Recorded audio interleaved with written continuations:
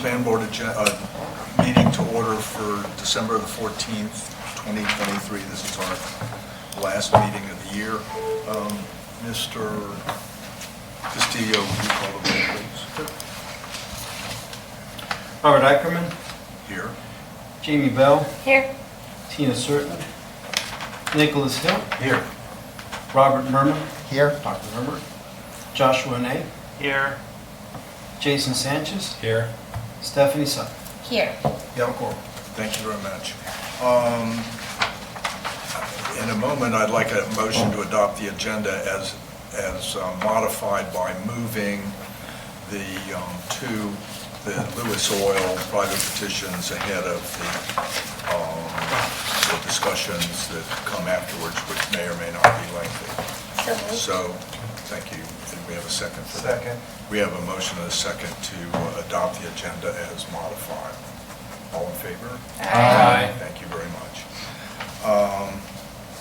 Can we have the approval of the minutes? Can I have a motion to approve the minutes from last month? So moved. Second. All in favor? Aye. Good. At this time, if anybody wishes to make a comment to the board on issues that are not on our agenda tonight, please come forward now. Seeing none, our first old business is to elect a new chair and vice chair. We're a month late because many of us had not been reappointed until recently. I have a question first. Are they usually done with separate motions, so chair and vice chair? Normally, yeah. Okay. We don't have running mates. Yeah. So I would like to nominate Bob to be chair again, if you're willing. Thank you. Any others? I'd like to nominate Stephanie to be chair. I'd like to second that nomination. No offense, Bob. I'm sorry? I said no offense, Bob. No, I'm not offended. The issue is, we can be chairs 2 years in a row, Yeah. and Stephanie's just gotten loose from her 2 years. Ah, And so okay. I don't think you're doing her any favors by doing that. Okay, Now, sorry. I literally don't care. Right. Other than the glory, it's just not worth it. There isn't much glory. It didn't seem like it. So then, may I ask who all has been chair already? Who's on the Just board? Stephanie and I. Yeah. Oh, okay. And that's not the way it's supposed to be. The chair, you can be chair more than once, but a maximum of 2 consecutive turns. And so I've just completed one, but both Stephanie and I have been chair You many had 2 times. prior? Yeah, prior to this year. Yeah, she was chair for the previous 2 years. Oh, it's a 1-year chairship? No, yeah, they. Term? Terms. Okay. Okay, I'm going to rescind my Yes. motion I to like the spare chair. you, unless you really want to.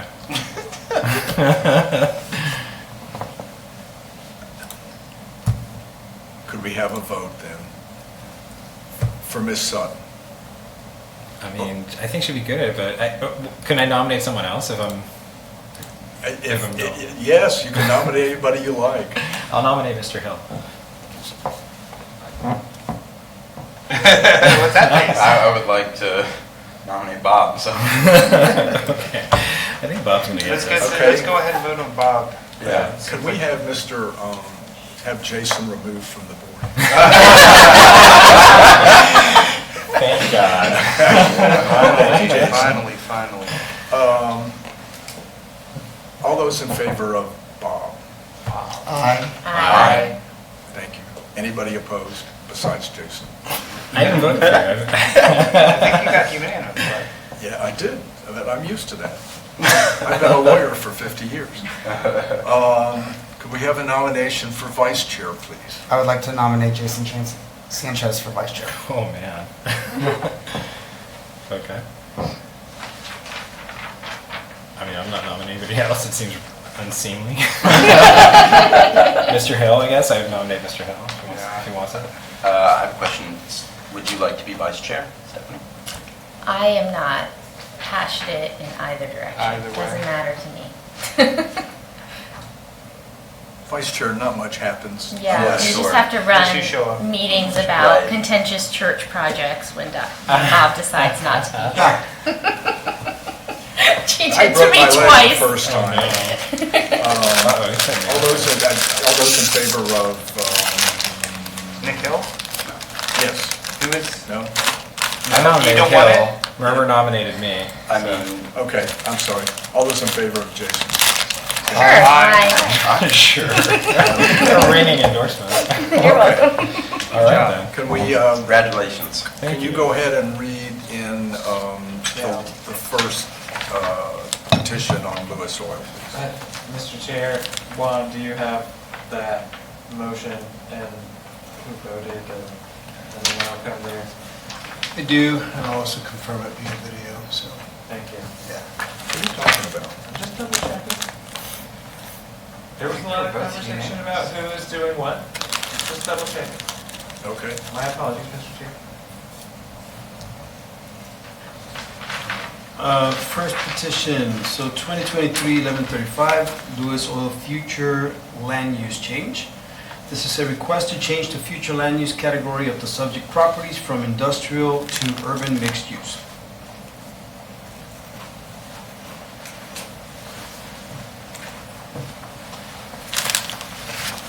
Mr. Chan, nice to see There's no mic here, so I'll just like try and elevate my voice, which is usually really quiet. Mic is above your head. Oh, it's above my head? Oh, should we move the podium back? Should I like do this? It'll pick you up just fine. Okay, It's great. directional. Well, good evening, Chair Ackerman, members of the City Planning Board. My name is Nathaniel Chan. I'm a planner with the City of Gainesville, Department of Sustainable Development. This is a combined presentation for the Lewis Oil Land Use Change and Rezoning, LD 23-139, LUC, and LD 23-140 ZON. And the title slide has a good picture of the subject property. Is there a pointer on this too? No? It should be. It doesn't work Okay. with the screen. It won't work with the screen. Oh, okay. Well, you can see the fueling station on the right side. There's some petroleum storage and associated offices. Those are the structures on the subject property.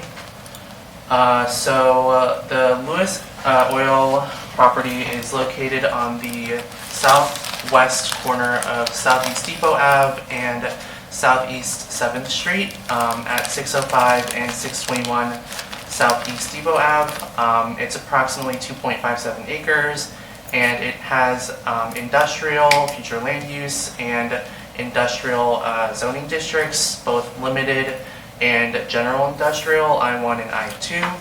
And the request is to change it from those industrial future land use category and zoning districts to urban mixed use, which is UMU, future land use, and urban 7, U7 zoning, which is a urban transit zone. So here's an aerial of the subject property. On the southwest corner of the picture, you can see Depot Park. To the north of that is the Rosa Parks transfer station, and to the east of that is the Kelly Power Plant. And running down the middle of the picture is Depot Ave, and then to the east side of the property is Southeast 7th Street. Here's the existing future land use map and the proposed future land use. So you can see in the picture on the left, that's the existing land use. The purple in the middle is the Lewis Oil property, and surrounding it is public and institutional facilities. That's in the green PF. To the north, there's urban mixed use high, UMUH. And to the east is residential low, future land use, and the proposal is to go from industrial again to the urban mixed use, future land use category. Here's the existing and proposed zoning maps. So you can see it's essentially very similar. To the south and west is public services and operations. These are existing active and inactive GRU facilities. To the north is Urban 9, U9, and east is U2. There's also U3 to the northeast corner of that roundabout there too. So here's just a comparison of the future land use categories and their descriptions in the comprehensive plan. The industrial future land use category is appropriate for industrial land uses, including fabrication, manufacturing, other sort of heavy industrial uses. The requested future land use category would allow for residential, office, and retail. So it's a mix of uses. It's more pedestrian oriented, and you can see sort of a longer description in that future land use category that's requested. And I would just mention that the main difference is that with the urban mixed use future land use category, it would introduce residential as an opportunity or an allowable use at the subject property. I have to do a little bit of a tangent, but it is related. The subject property is in close proximity to the Gainesville Community Reinvestment Area, the GCRA Power District. So the Power District is, according to the GCRA, a unique 17-acre redevelopment opportunity of active and inactive GRU facilities located between downtown and Depot Park. This whole conversation of redeveloping this area started in 2008. There was a heavy planning study done with many stakeholder meetings and visioning for this area, and this is sort of their 2013 plan that they had put together at the time, and here is their 2023 scope, which they've recently discussed at the June 2023 General Policy Committee meeting. It's just important to note that this property is, I wish I had a pointer, but you can kind of see where it is. It's not included in the Power District boundaries, but because it's in close proximity to the Power District, future redevelopment of this property, there's an opportunity to be consistent with the future plans. Thanks, Boris. Analog board. Gotcha. Yeah, I can just Old ask you to style. point. Yeah, thank you. I think that's pretty much it for that. I'm going to go a little bit more in depth than I usually do for these presentations, but here's a comparison between the permitted uses in the industrial versus the U7 zoning that's being proposed. So this entire table is in the staff report if you want to take a closer look at it, but all is that to say that we're just comparing what's not allowed currently and what would be allowed if the rezoning were to be approved. So I've highlighted everything in green that would be a change and would be allowed at the subject property if it's U7. So we would be introducing residential uses as an allowable and permitted use at the subject property if it's rezoned to U7, whereas in industrial it's not allowed currently. And going through the non-residential uses, it is a little bit hard to see, and I did have an eye exam today, so I can't read all of that. Hopefully you can, but I would just say that the industrial zoning allows for that like heavy fabrication, manufacturing, those type of uses, but the U7 zoning district allows for more community-oriented uses. So some things include daycare centers, farmers markets, exercise studios. These kinds of things are allowed in U7 zoning, but not allowed in industrial. Other things include museums, offices, libraries, and then we would be losing, or what would not be permitted use anymore would include junkyards, self-storage facilities, etc. So you can take a closer look at this in the staff report. I won't go through all of these in this presentation. Sexually oriented cabaret, very specific. Sorry.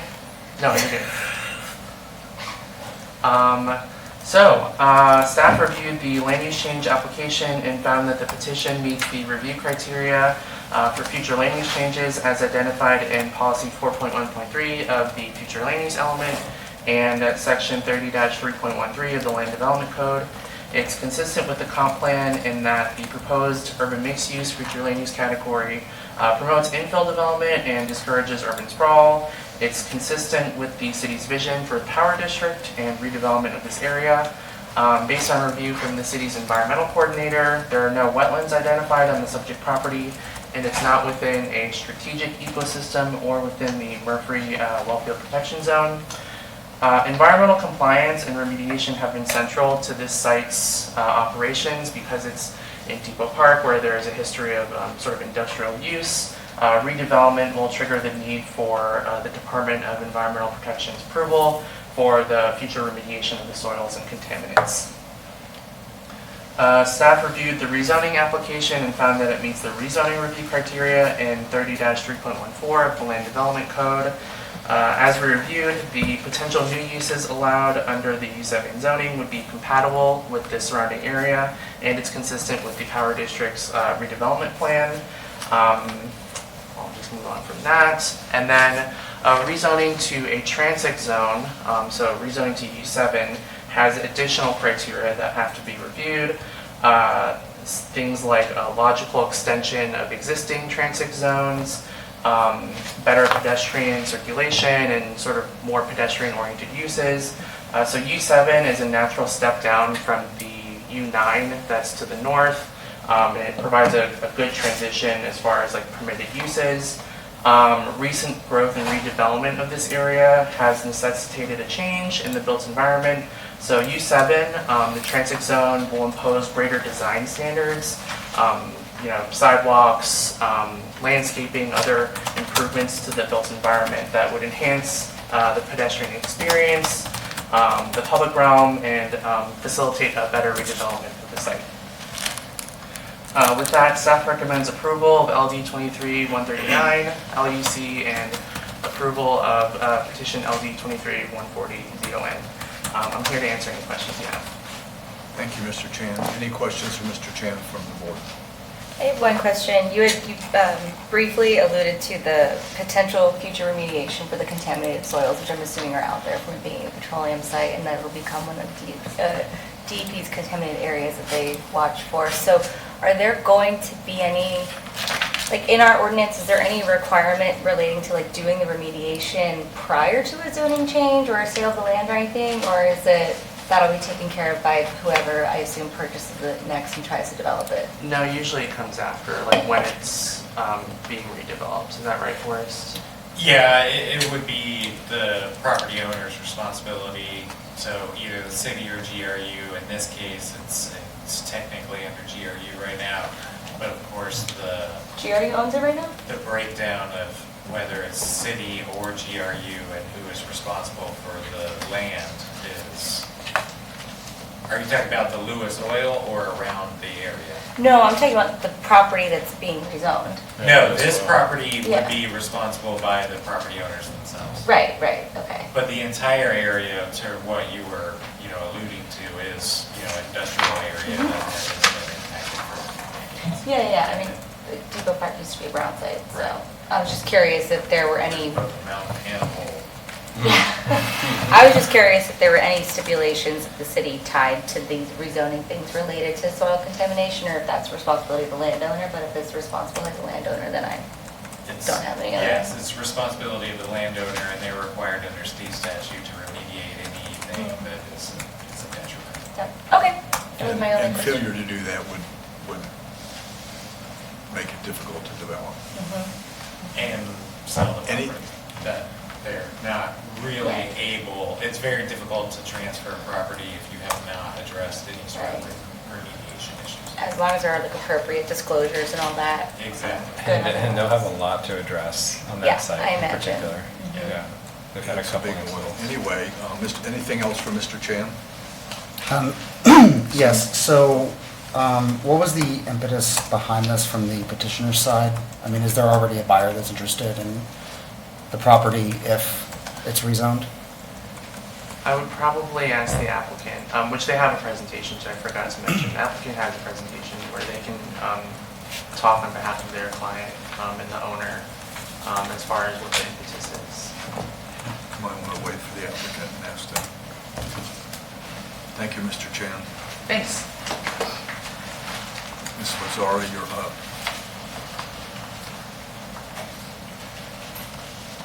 Good evening, Mr. Chair and Planning Board members. I am Onelia Lazari with EDA Consultants. Mr. Clay Swager is here with me tonight, and Mr. Sergio Reyes, if you have any questions that I cannot answer. As Mr. Chan did a great job of introducing this topic, and I will try to do this in an expeditious fashion because we have some of the same slides, I think, here. This is a small-scale land use amendment and a request for rezoning from industrial to urban mixed use for the land use amendment, and from I-1 and I-2 to U7. This is the site location. I did want to point out some things about this. First of all, in sort of to the right, in the middle, there's a nice roundabout there, and that was constructed as a result of work that was done by the city in 2011 and 2018. They put considerable community redevelopment area funds in this area. There's also part of the Depot Avenue Rail Trail on the north side of Depot Avenue there that connects. And on the right side, immediately across Southeast 7th Street is residential area that's zoned U2. And to the northeast, that's also residential. To the north is the GRU sort of compound area, and to the south, that's also the GRU area. So this is our request to, again, amend the zoning from I-1 and I-2 to U7. It's a small-scale land use amendment of 2.57 acres. Mr. Chan pointed out the subject property on the map, and this just shows you the surrounding land uses at the site, and this provides the surrounding zoning at the site. In terms of the justification, we had a question about why we are proposing this rezoning. And the answer is that the applicant no longer needs this site for petroleum distribution and storage. In particular, they have other locations that are nearby that they plan to move these facilities. And so it is a desirable site for redevelopment, and that's why they approached us to represent them. The mixed-use land use designation is more compatible with the surrounding area than the industrial use at the site. It's adjacent to UMU land use designations to the north and transit zoning to the north, northeast, and east. It's an existing urban developed site with public facilities available. And just to show you, this is kind of what the compound looks like now in terms of there are fuel storage tanks there, office buildings, and some fuel distribution sites. This is taken from Southeast 7th Street, and again, you can see the large amount of fuel storage tanks there.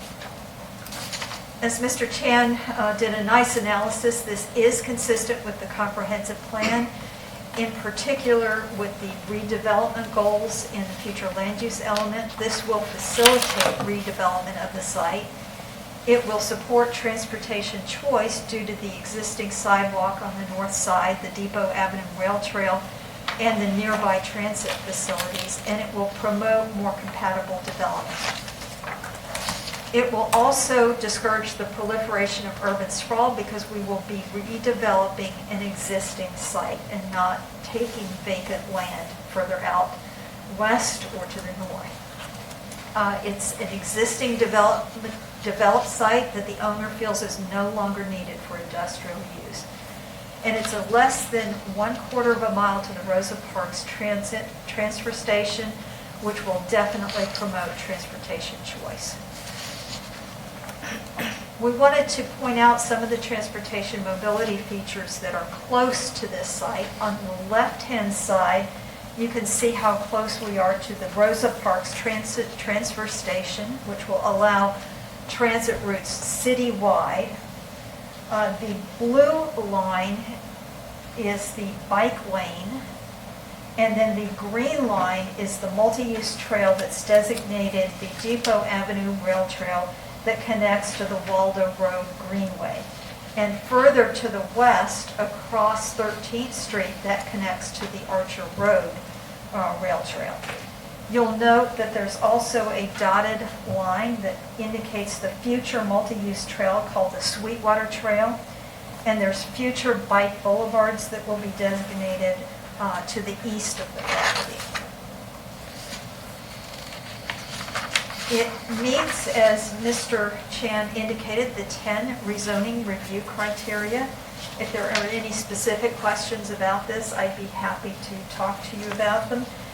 But I would say that the major change that is spurring forward this is, again, that the property owner no longer needs this property. But the surrounding area has undergone a great deal of change. In 2017, the citywide rezoning imposed the transect zoning to the north and to the east and to the northeast. And the city has plans in terms of the expansion of the power district, which we'll talk about in the next slide, to change the use in that area also. This is a logical extension of a step down of that higher transect zoning to the north, the U9, to across Depot Avenue to U7. This is the existing power district, and you can see that the subject property is immediately south of it. One of the buildings in there contains the Catalyst building, which was one of the city redevelopment area projects that was associated with this. And as you see in this slide, which Mr. Chan had, that with the proposed expansion of the power district will be abutting the subject property. And you can see how close it is to the very nice Depot Avenue Park.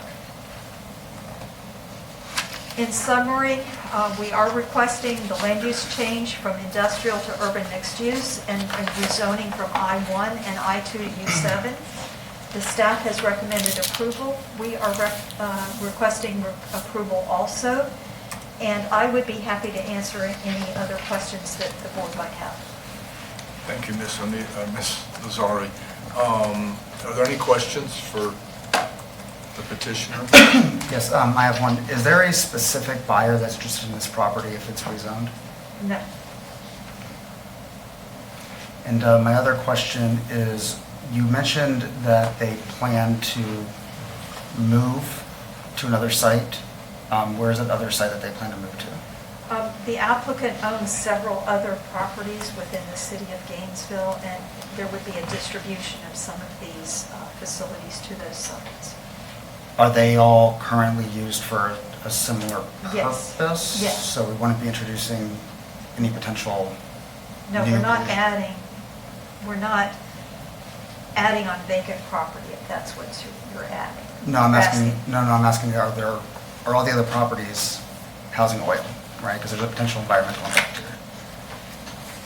I don't know the answer to that question, do you? They're existing. They're existing facilities, is what I was trying to say. Mr. Chair, the existing facility, there are existing facilities around the city and the county. They provide the same services to this fuel storage and distribution in a wholesale. So they will be moving these facilities to different locations across the city and the county. Are there any other questions? Okay. How did you guys arrive at U7? Why U7 and not U8? Like U8 allows a little bit more than U7 does, so it feels like there's a little more flexibility to decide if we rezone at U8 as opposed to U7. To provide a better step down, because there's the U2 zoning immediately to the east, and it's only U3 to the northeast. And I think it's a step down. Okay. And the density that's allowed in the U7 district is up to 50 units per acre, which is within what the applicant is interested in potentially redeveloping. Okay, it just seems like that's kind of the ideal spot, being so close to the transfer station, that if you wanted to have a really dense development, we always talk about having dense development near transit, and that is arguably the best point of transit in the city because almost every bus runs right through that, so it would seem like it'd be more beneficial, frankly, to the city's goals if we were to actually upzone that from U7 to something a little bit higher. Well, the applicant can request the special use permit to get up to 60 dwelling units per acre if they feel they need that extra density. Thank you. Any other questions for Ms. Lazari? I have another one, but I want to give other people a chance first. I'm sorry? I have another question, but I want to give No, other people go a ahead. chance first. So the Live Local Act would allow residential development on this site with the maximum density, even if it remains industrial. Has the applicant considered going that route? The Live Local Act would require that up to 40%, I believe, or 40% of the units be affordable housing. And this applicant is interested in more of a conventional redevelopment of the site. And that allows only the residential. It doesn't include some of the commercial and retail uses that the U7 would allow.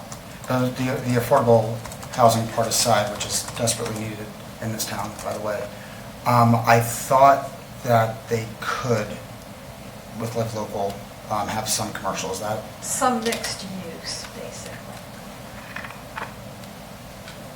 So the only difference is that the applicant would have to provide 40% of the units as affordable up to 120% AMI.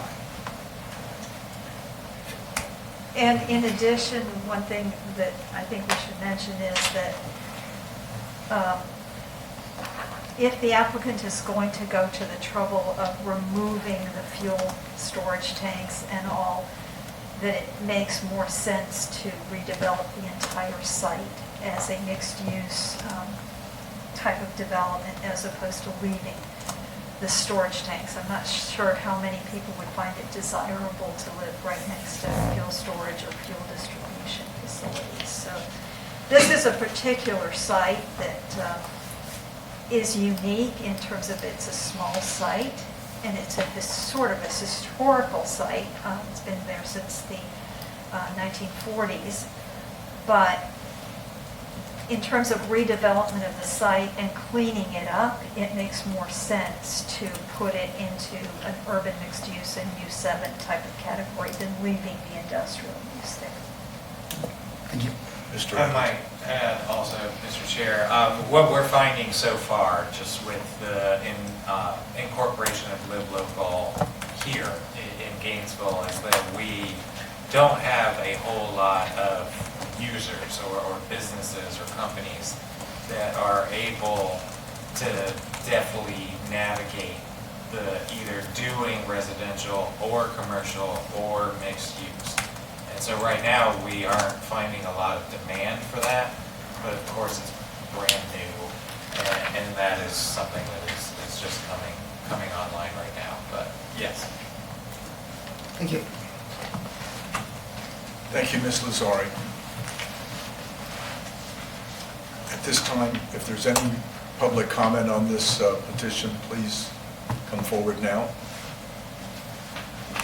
Don't be shy. I'm Austin Key. I'm just making a public comment as a resident of Gainesville. I previously worked for Teledyne FLIR. We were across the street of this property at what is the Cows building. I think GFR has moved in there since we've moved out. We used to do light manufacturing at that site and research and development. And previously the company was Altavia, and they were actually building small to mid-sized drones at the site. And when the company got acquired and was looking to expand manufacturing into larger drones, more heavy manufacturing, we had a lot of issues trying to find an industrially zoned site that was available for rent or for purchase within the Gainesville city limits. And it was one of the issues that we were running into that contributed to Teledyne making a decision to close the Gainesville site. This is an issue that I also experienced when I was at a smaller startup in the Gainesville area. We ended up having to move outside of the Gainesville city limits in order to find industrially zoned properties. And taking away one more industrial use property within city limits close to city amenities like Depot Park, the transit hub, might have a further economic impact on how Gainesville can develop and have more, I guess, manufacturing within city limits. I'm not sure if this matches what the plan board and what the city really has in mind for the power district area going forward, but I think it's important that people know this when making decisions like this. Rezoning, from what I understand, it's very difficult if you rezone a property out of industrial use to move it back into industrial use if the city decides to change its mind on what they want to do with the power district area. So I think that's it. Thank you for your comments. Good evening. I live about 3 blocks from this site, so I'm very interested to ask the owner or their representative if they would they'd be willing to tell at this time what is their specific intent, what development are they interested in pursuing or about to pursue for.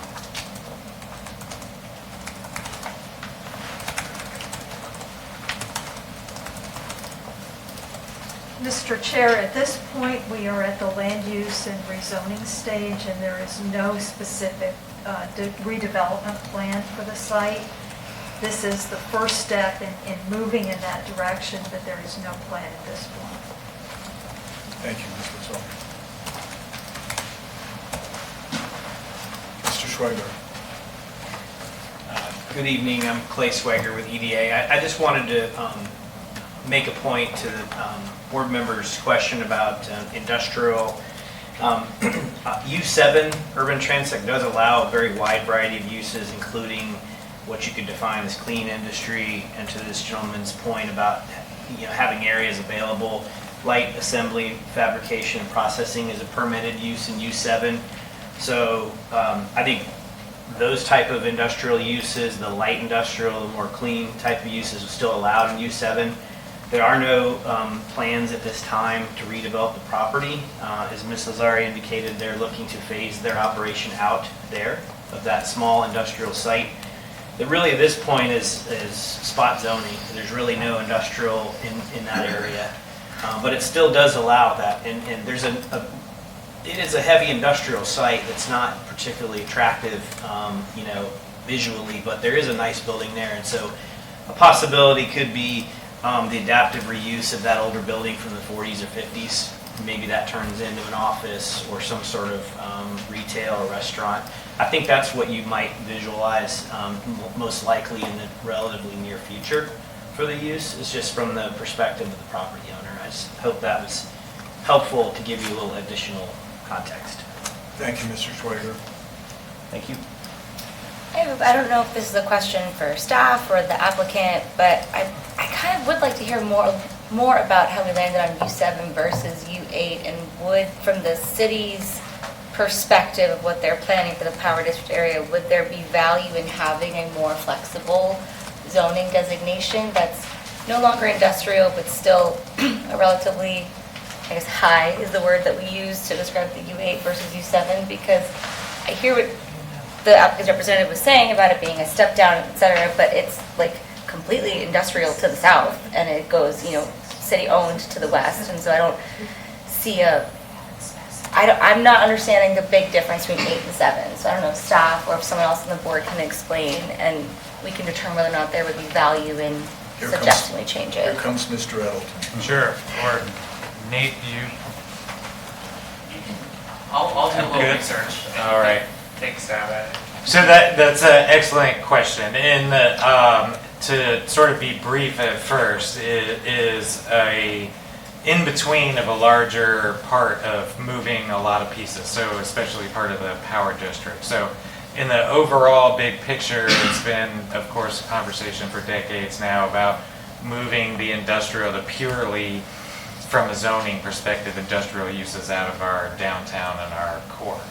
The power district project, if you will, is a part of that, but doing more of a moving of GRU assets that are currently productive over time into new locations, but also using this property, again, to be more of what you would think of as a downtown rather than an industrial center. Well, to that point, does the 2013 and now the recent from June discussion of the master plan for the power district include recommendations for specific zoning that the city would prefer to see?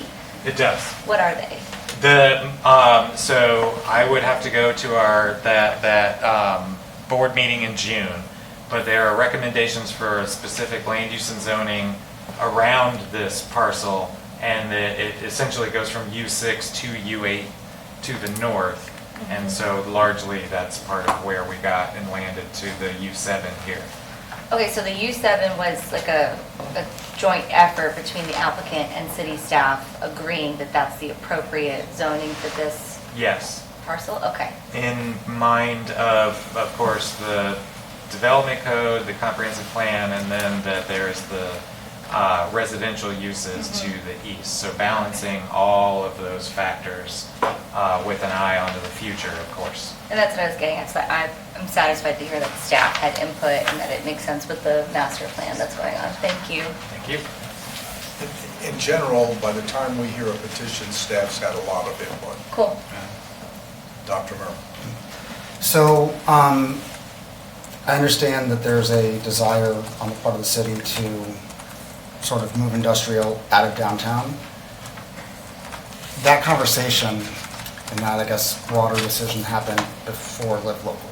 So our industrial areas, few and far between already, are even more under threat.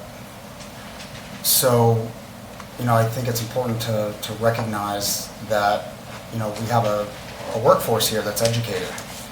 So you can bring in these sort of,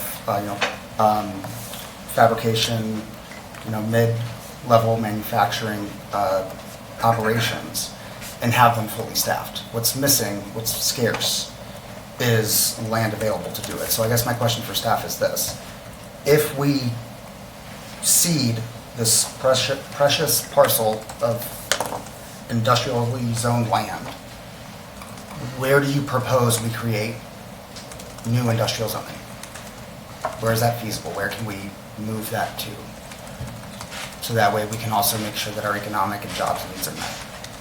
So I would answer the question in two ways. One, where is the new industrial for a growing city going to happen is a conversation that we really need to be having and are having, both, of course, at the mayor's level, at our commission level right now. Our airport industrial park is built out. Our industrial areas in the city are essentially built out. We are having exactly what you've said, an issue with where is or our new industrial uses going to go. Part of what we would like to do or trying to do is have these transect zones be more flexible in having some of these lesser or lighter or whatever the appropriate phrase that you think of, industrial uses be still allowed in these areas and be sort of more of like a transition where there are a lot of uses that are allowed. That's true, and they would be allowed there. Yeah. Right? But if there were going to be multiple bids for the property, right, the person who's bidding to do fabrication on that site is probably not going to bid as much as somebody who wants to build residential. Right? So now we're definitely getting out of my expertise that is bidding for land values and real estate valuations and things like that, especially when we're talking about switching the land use over time. So the valuation for an industrial property is going to be utterly different from the valuation for the real estate. And so whether or not you're even able to make that valuation, of course, is dependent on whether or not you have that designation or not. An appraiser is not going to say, well, it may be likely that they change the zoning.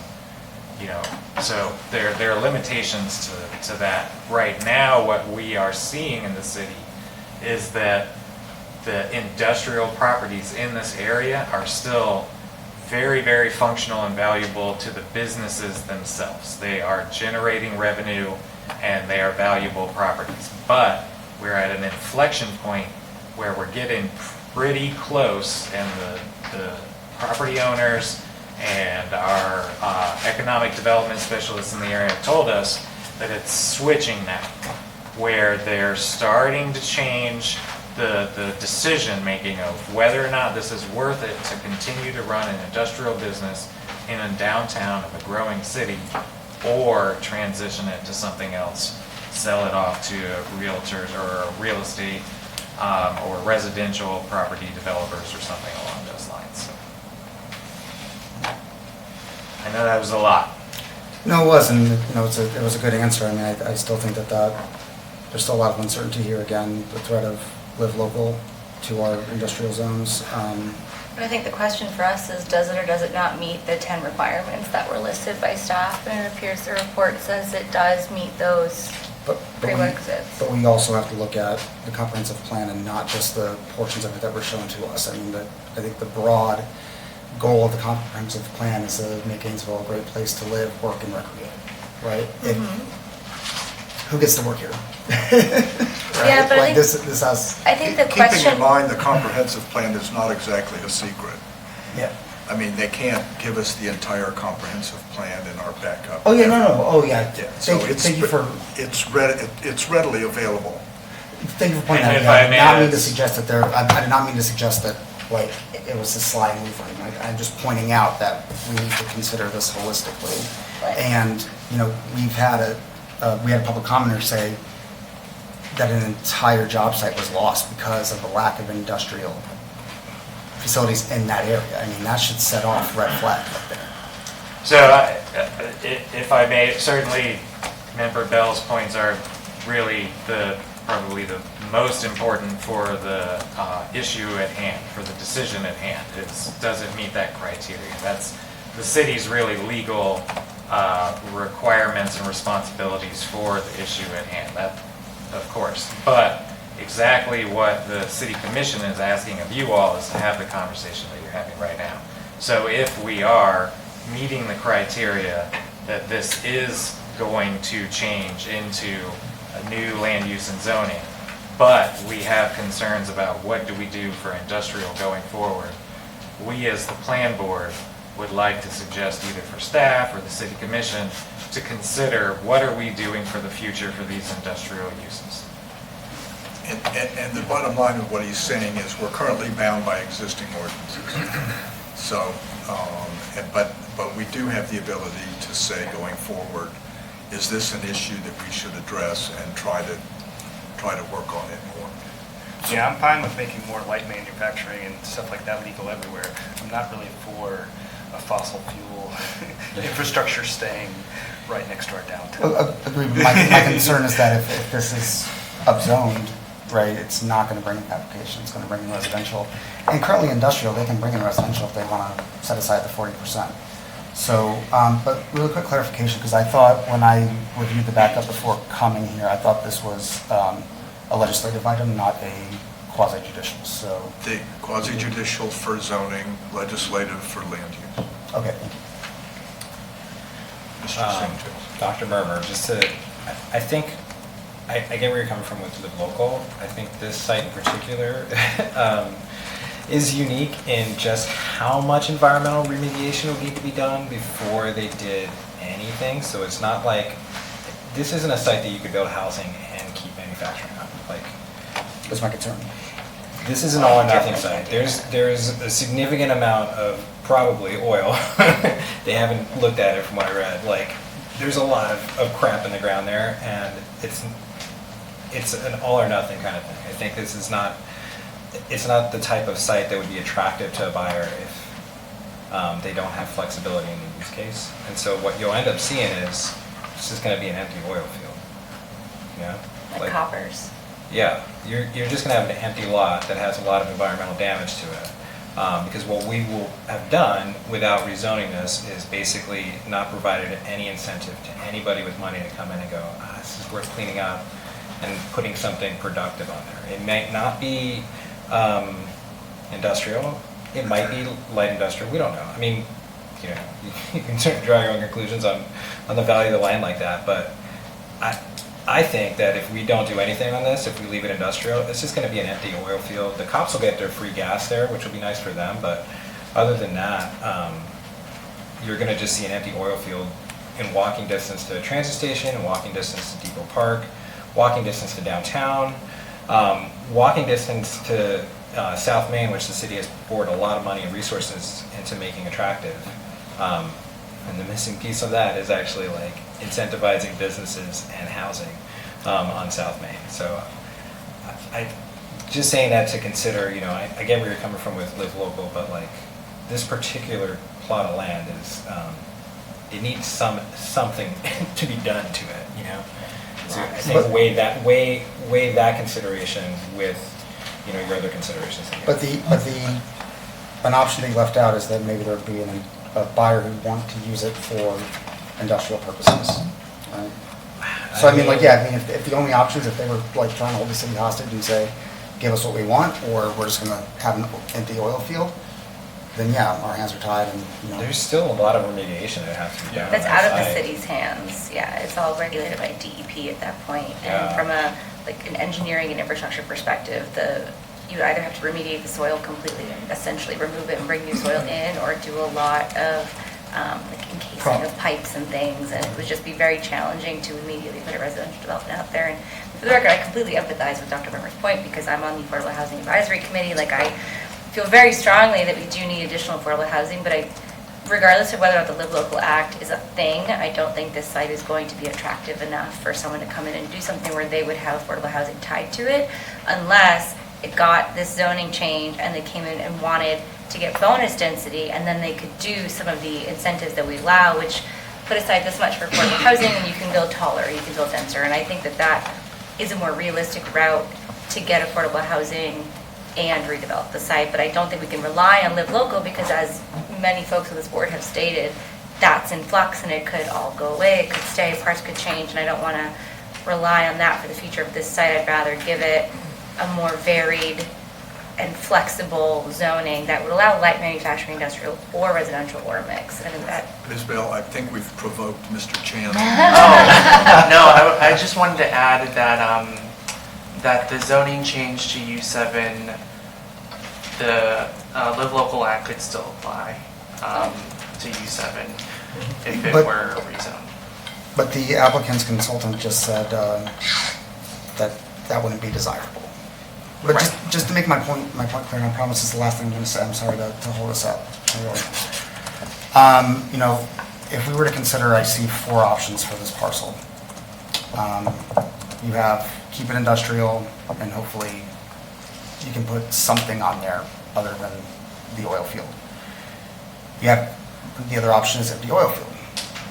Another one is, do all the engineering and DEP stuff to have affordable housing under Live Local. Last big option, rezone it, and the applicant, once they clean it up, can do whatever they want. I mean, my preference, because we really need to attract and actually keep these manufacturing and jobs in the city, would be number 1, followed by the affordable housing, followed by letting the applicant do whatever they want, followed by empty oil field. But I don't know, I think we're rushing here, and industrial just can't come with that. Gonna be outvoted. So I can't vote on this item, but I just want to bring us back to some perspective. So those are 4 options that a landowner is going to have to consider. We have one decision in front of the board tonight, and it's advisory to the city commission. So we need to focus on whether this zoning and land use is the direction that we think it should go, and take a vote on that item and refer it to the city commission. Regardless or not, whether we zone it and change it tonight or not, we can't control the future and what the landowner decides to do. So we have a decision in front of us, we have criteria, that's what we should be talking about. Everything else is just totally Yeah. theoretical. We currently don't have a command economy where we can just order people to do what we want. And we also don't have the ability to just randomly change this petition into something completely different. I understand that. So I think primarily what we can do is we have good grounds to turn this down, we can do that and let them come back. If we don't, then we pass it on to the city commission and do that. Before we do all of that, let me close the public hearing. If anybody else would like to make a comment, please come talk. Come on, Mr. Schwager, it's killing you. Okay, we're going to close the public hearing and bring it back to the board for a motion, or I would prefer that we not just discuss it ad nauseum. Question. So could we approve, if I were to make a motion to approve both of the petitions as listed, but I also want to direct staff to study or evaluate our options for creating industrial zoning in other areas of the city to alleviate the concerns that the public commenter made? Is that something that we can do? You can do that. You can do that. Actually, we can just do that without being attached to a motion. Okay. You're welcome to attach it to a motion. But the reason Mr. Edelton is here is to listen to our concerns. And Because in response to what Ms. Sutton just said, I would want, if we are advisors to the commission, I would like to advise them to figure out ways to bring industrial into town. No. Well- Here's the way it works. The city plan board actually originates this kind of thing, and then we send it to the city commission. They can take it or not.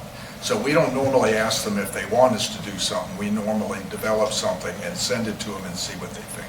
So yeah, I won't attach it to the motion, but I'd like to state for the record that I would like staff to identify options for increasing industrial opportunities. I think we've done that. Okay. I think we're ready for a motion here. We need two motions, one for the land use and one for the zoning. I would actually motion we continue until staff gets back with information on how we can create more industrial zones. Because I'm not necessarily against this, I just. Is that a motion, Mr. Oh, Dr. yes. Yes. Motion to Okay, continue. we have a motion to continue this until some date indeterminate when we get back to industrial zoning. Do I have a second?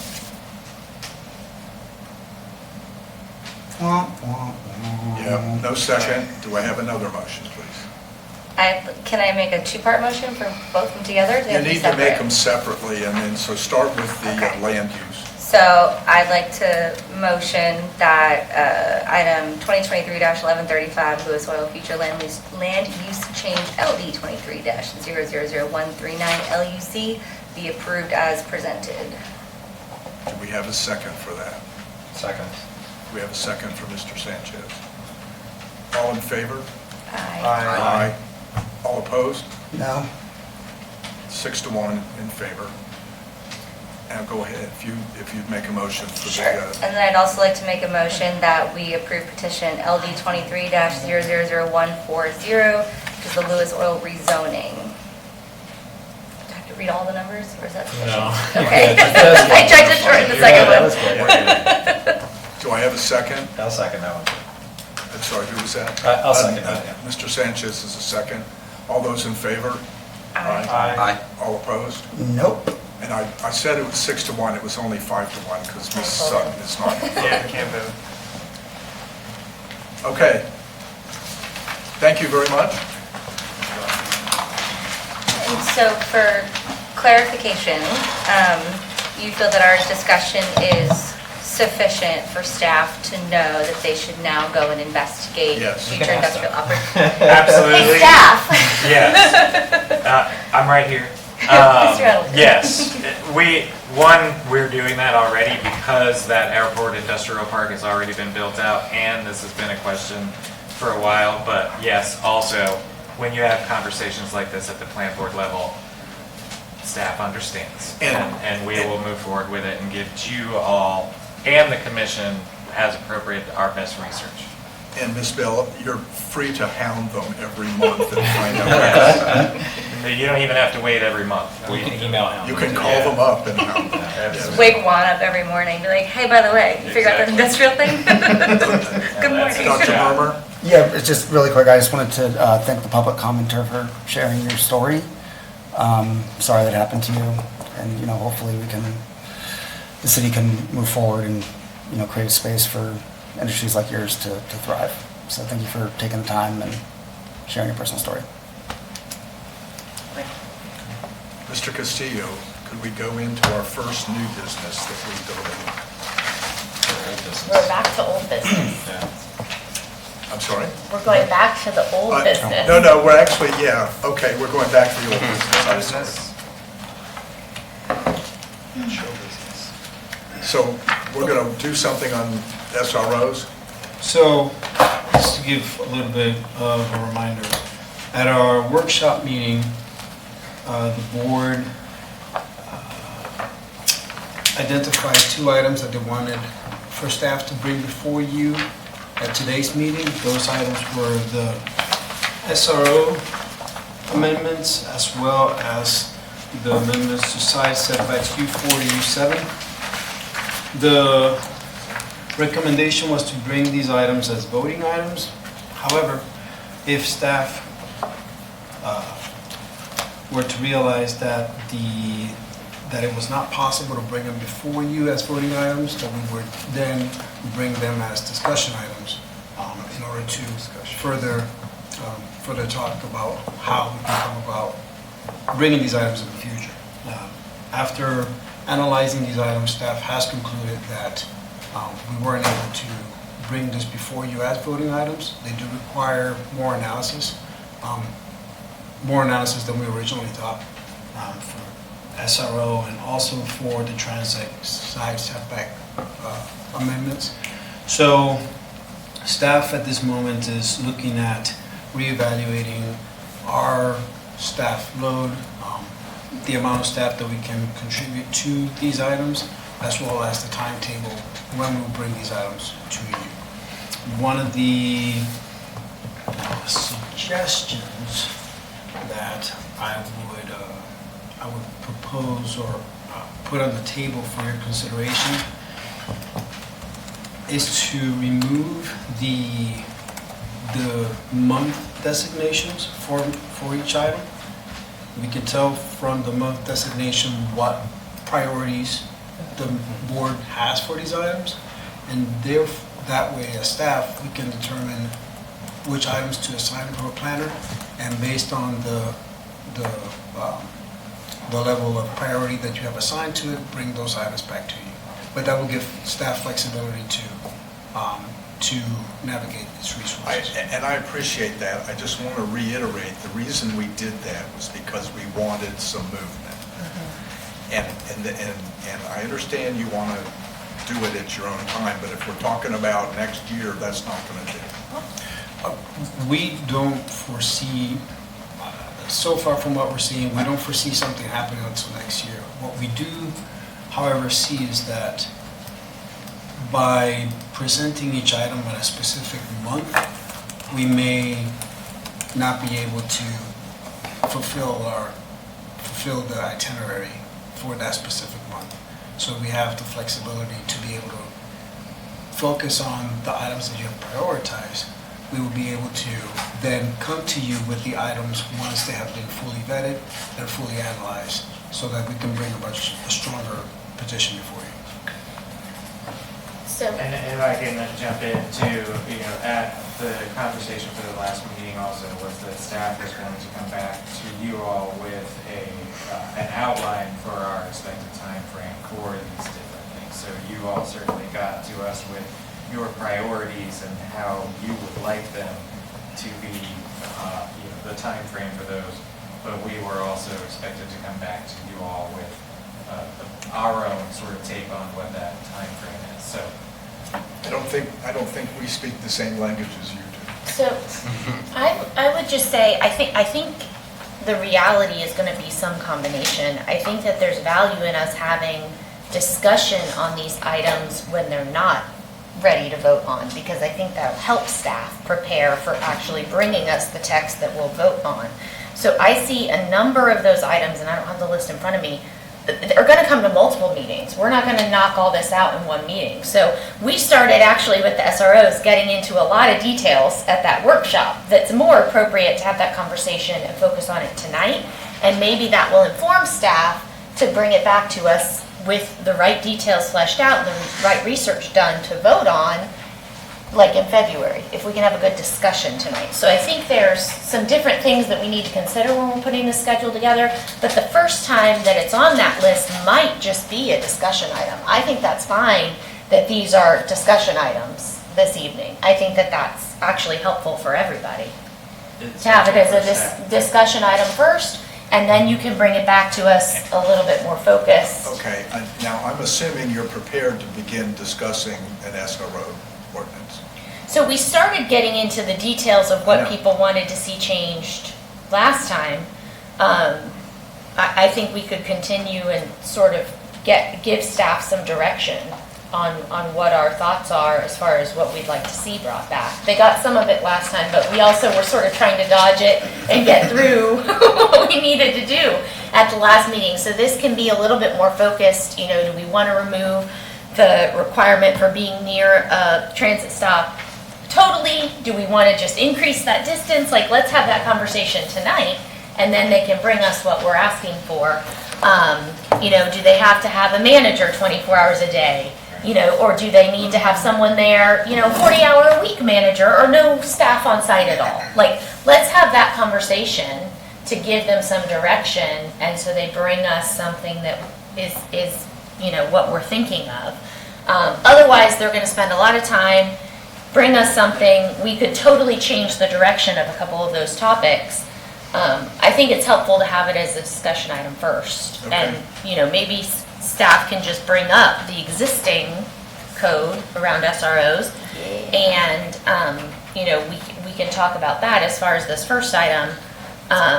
You know, and maybe, I think having it for discussion in all cases is probably helpful first. And if there are key questions or input that staff needs, you know, on any given topic, you know, we can have that discussion before they put in all the work. And that might help make the whole thing more efficient.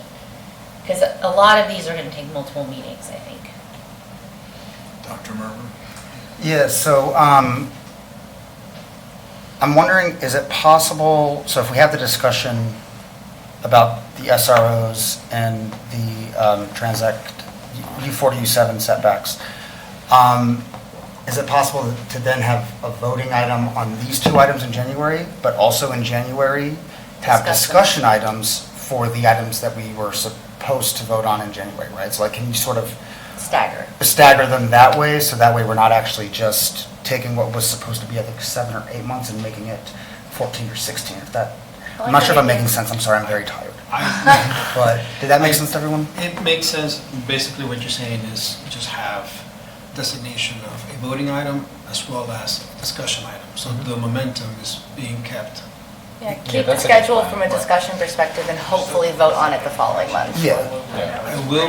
I will say, bringing this back in January might be a bit of an aggressive timetable. Realistically, we could bring back something. No, you're not taking a holiday break. Didn't you just go on vacation? Sorry, I forgot about the holidays. But I think generally what you're saying is something we can apply. It doesn't necessarily have to be the very next month. Yeah. Vote on it, but sometime within the next few months to give you guys time to prepare a presentation, time to really reflect what we've talked about, you know. I think that makes a lot of sense. Yeah, I think the sense of the board is we do not want this to just flow out forever. Right. I mean, we had stuff from 2019, and we did some of it, but lots of it just floated away. And that's why we've narrowed it to just, you know, 8 or 10 items, and we would really like to see some progress. Well, I think. Which means we would like you all to make that a priority. So to member Sutton's point, I think that would be a realistic way of proceeding for staff. It would definitely be helpful for us if we get information from the board as far as what you want to see for each item and how you would like us to proceed with each item. And then that will give us direction as to how to proceed with our analysis and our research. And that way, when we bring the item to you, it's more specific to what you were wanting us to do. Okay. I don't think you included the ordinances of either one in the backup, though, did you? No, I mean, we. They're on the screen now, I though. understand, but some of us are old. May I suggest, what are your last name? Nay. Member Nay has pulled up with the track changes that were, I guess, previously discussed. Could maybe he go through those and we discuss accordingly and then see if there's anything else That'd you be want to fine. change? These were just my proposed changes. There were some other suggestions from last time. I think people, Or do you want to go line by line and popcorn at A through H? Why can do that, too. why don't you go through what you've got, then we can, and we'll try to make some decisions. A stayed the same. I'm going to struggle with this since I don't have it in front of me, but. So, Okay. the A is general, all SROs are subject to design review, bedroom limits and density, and other zoning requirements as specified by the applicable zoning district. The maximum allowed number of bedrooms is the development's maximum residential density allowed by the zoning district multiplied by a 2.75 multiplier. So the suggestion is that stay the same. I didn't change anything on that. Josh, why don't There we why go. don't you give us the points that you thought were important? B, which it was just sort of defining, because originally it said studio or efficiency. We added or one bedroom plus a living area, so it can be a one bedroom. All right, that was all I did change for How do we B. define studio or efficiency? I think they're the same thing. So like a single room So a single situation? room that has a bed, kitchenette, bathroom. Okay, I like that change, adding a living area. Efficiencies usually have like smaller cooking services and. Yeah. So number I deleted C. Hot plates. That's proximity to Where did other it go? SROs. Oh. We don't have any other SROs right now, so. Here, Right. you need to look. I've got it up there. They were common. Sorry, Wait, my I'd like computer was to- dying, so- Yeah, that's what. Yeah, it so wouldn't make a hotel. just- Okay, so C just was, Anything else? they must maintain a minimum separation distance of 1,000 feet from any other SRO or community residential home measured from the closest property line of each development. You just deleted that altogether? Yes, So like the idea is we could have multiple in a row if we wanted? they could be next to each So- other. Yeah, They there's- could be closer. There's no, I don't think there's any inherent reason why we have to put distances between them. So on that note, one thing that staff did discover after looking at this a bit closer, the distance is compared to or tied to community residential homes. So if we were to change this text, we have a, I don't want to say potential, but we will want to look into further whether that's going to affect the current regulations for a community residential home. Because here it references the community residential home. And you're saying that's the case if we delete C, or if C is deleted? Correct. So in that case, I'm wondering what is the demand to build them right next to each other within 1,000 feet? It's like, would it, for the sake of expediency, just be better to keep CN? Like if there's no real demand? Well, I would- So- Sorry. We have Well, the no one thing idea. I would say is That's a that good point.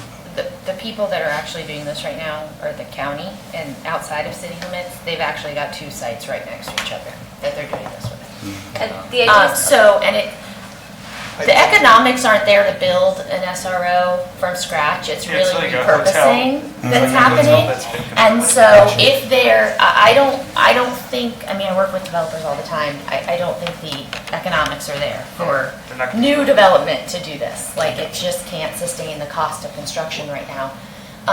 So it's really repurposing these old hotels is what's happening. And so the county is actually doing two right next to each other, or looking at doing two right next to each other.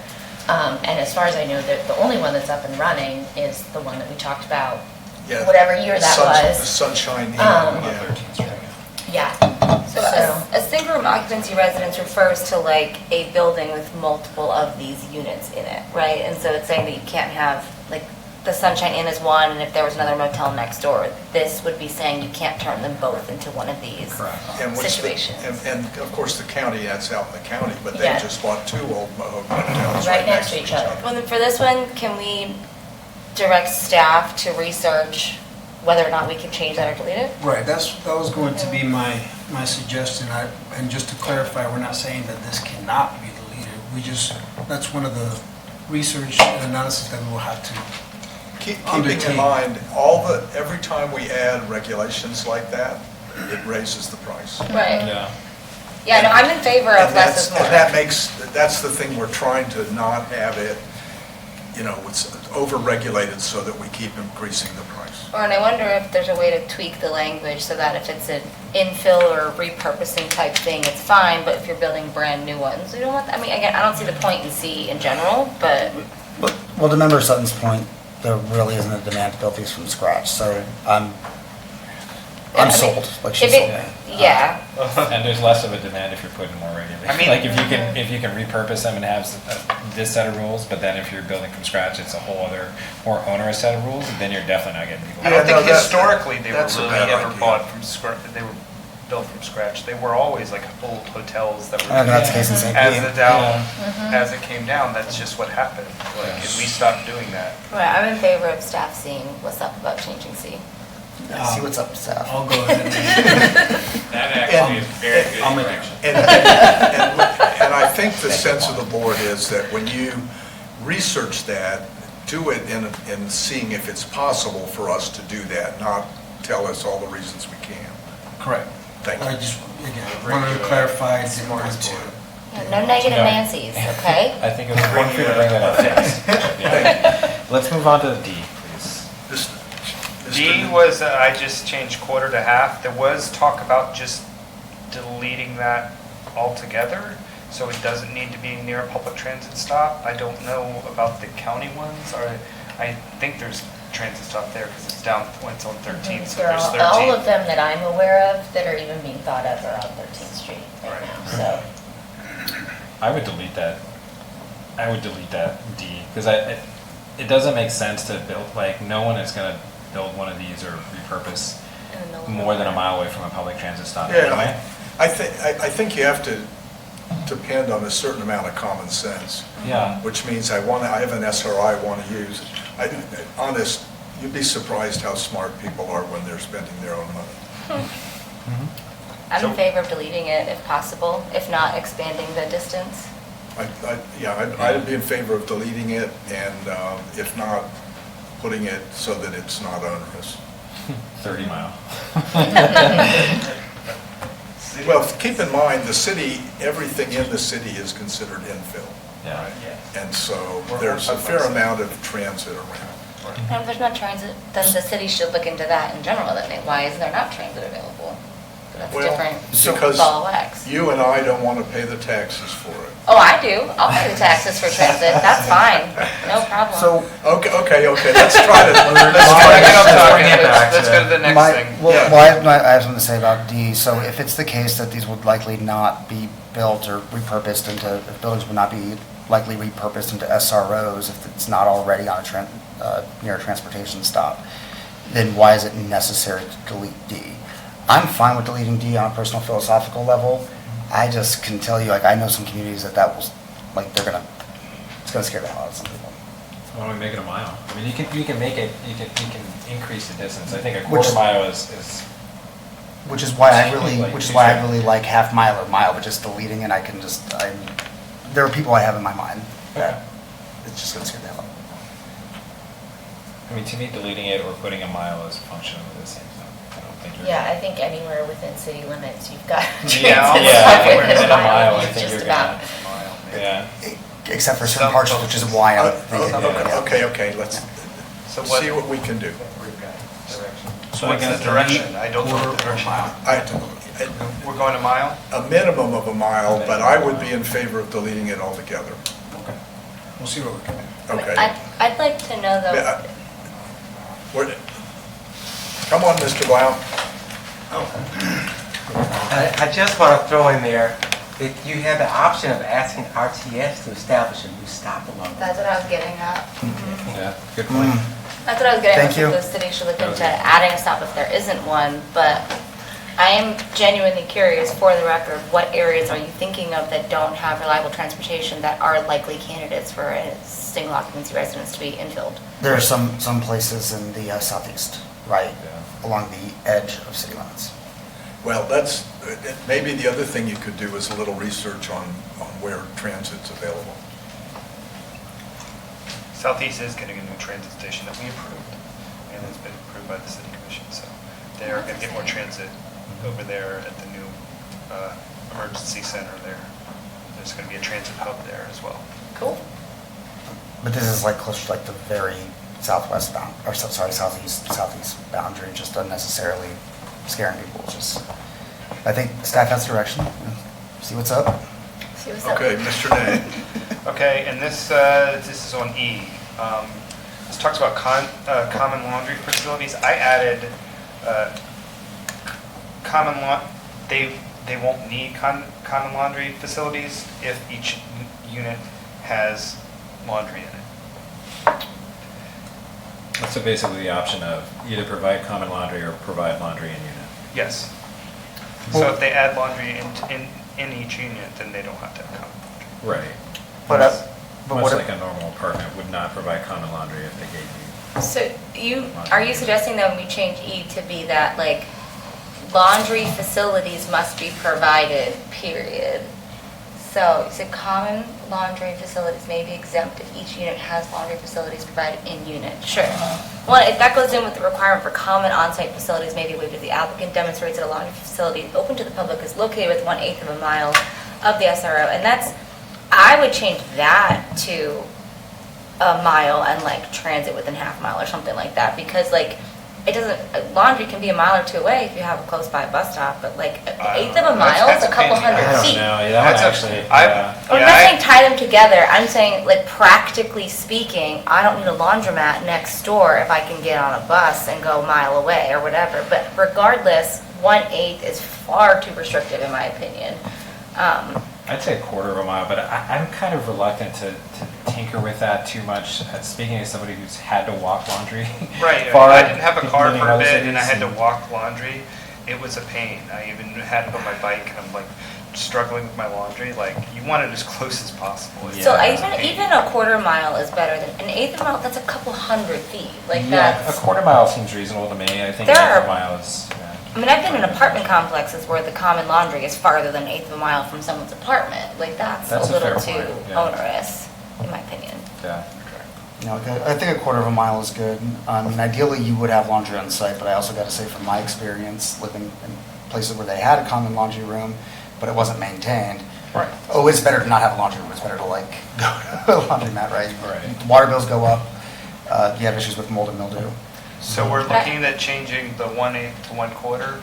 Are you guys interested in the common laundry? Yeah. Maybe exempt Yeah. if they have in-unit? I think that's 100%. fair. Absolutely. I And don't now, know would you, about needing the laundry sink and folding area either. Yeah, that's, I mean, because a lot of what's happening is they're repurposing these old hotels, right? Which have a laundry room, but in my mind, it's better for them to potentially add extra washers and dryers, as many as they can fit, than keep the Yeah, I space agree for a with that. sink and folding area. The folding People area. can fold in their rooms, like throw it in the basket, and right. so I never went- I don't know that that's a good use of space, especially the way that we're seeing these develop and these repurposed. what if sites. instead it was in-unit or common laundry facilities must be provided, period? The requirement for on-site laundry may be waived if there's a facility nearby. Like, just have it in-unit or common. You don't have to do that if there's a laundromat a quarter of a mile away. Yeah, I think that's what he's saying. And then we get rid of the sink and fold. I would Yeah. agree with all of that. Yeah, I think that's reasonable. You guys came up with See some great what's up? ideas there. Wow. Way to go, team. Okay, Josh, what's your next item? Sorry. Okay, we're doing it Drag and before drop you this want, into just makes it Okay, easy. so bring it back. By the end of this, you're You gonna be made able to have it to us next Very month, don't good. worry. I like that. Type of I am report. not. Kitchen facilities must be provided. Did you Did you make a change that change one? to that? I did, I added a kitchen. Kitchen must As be an provided in-unit as kitchen. in-unit kitchenette's kitchen or shared facility, I don't, Oh, that they could have a full kitchen in Oh, the units, okay. Oh, that a yeah. full kitchen would be allowed. Oh, yeah. Yes, I yes, mean- that's what that is, sorry. So be as an in-unit kitchenettes, comma, in-unit kitchens, comma, or shared facilities and common areas. Yes. I That's think all that that's is. fine. Yeah, that's fine. Down with that. And then change G, do you guys have opinions? We all have opinions all the time. What is G for those of us? Bathroom facilities. Bathroom facilities must be provided either in-unit or as shared facilities in common areas. At least one private bathroom with a lock, shower, toilet, and sink must be provided on each floor. I don't like that. I would like to see a change either to there has to be at least a half bath in each unit, or that instead of having one private bathroom with a lock on each floor, make it per 4 units. They just think that that's a safety issue. I mean, do you have examples of issues? Because my brain's just like, oh, that's better than dorm style. Where there's Yeah, just like, I mean, you I'm know- thinking of cheap facilities, like I was just watching a video in Japan of somebody who's staying in a cheap-ass hotel, and it was like literally a room, and...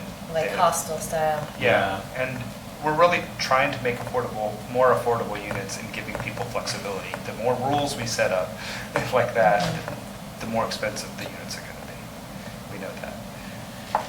I suppose you could put some regulations around the size of a floor. Is it like per 4 units? Although honestly, But- again, and like dorms are what yeah. I'm thinking, like those are the security we're not safety gonna, issues that I've... this is only, I'm sorry to interrupt you.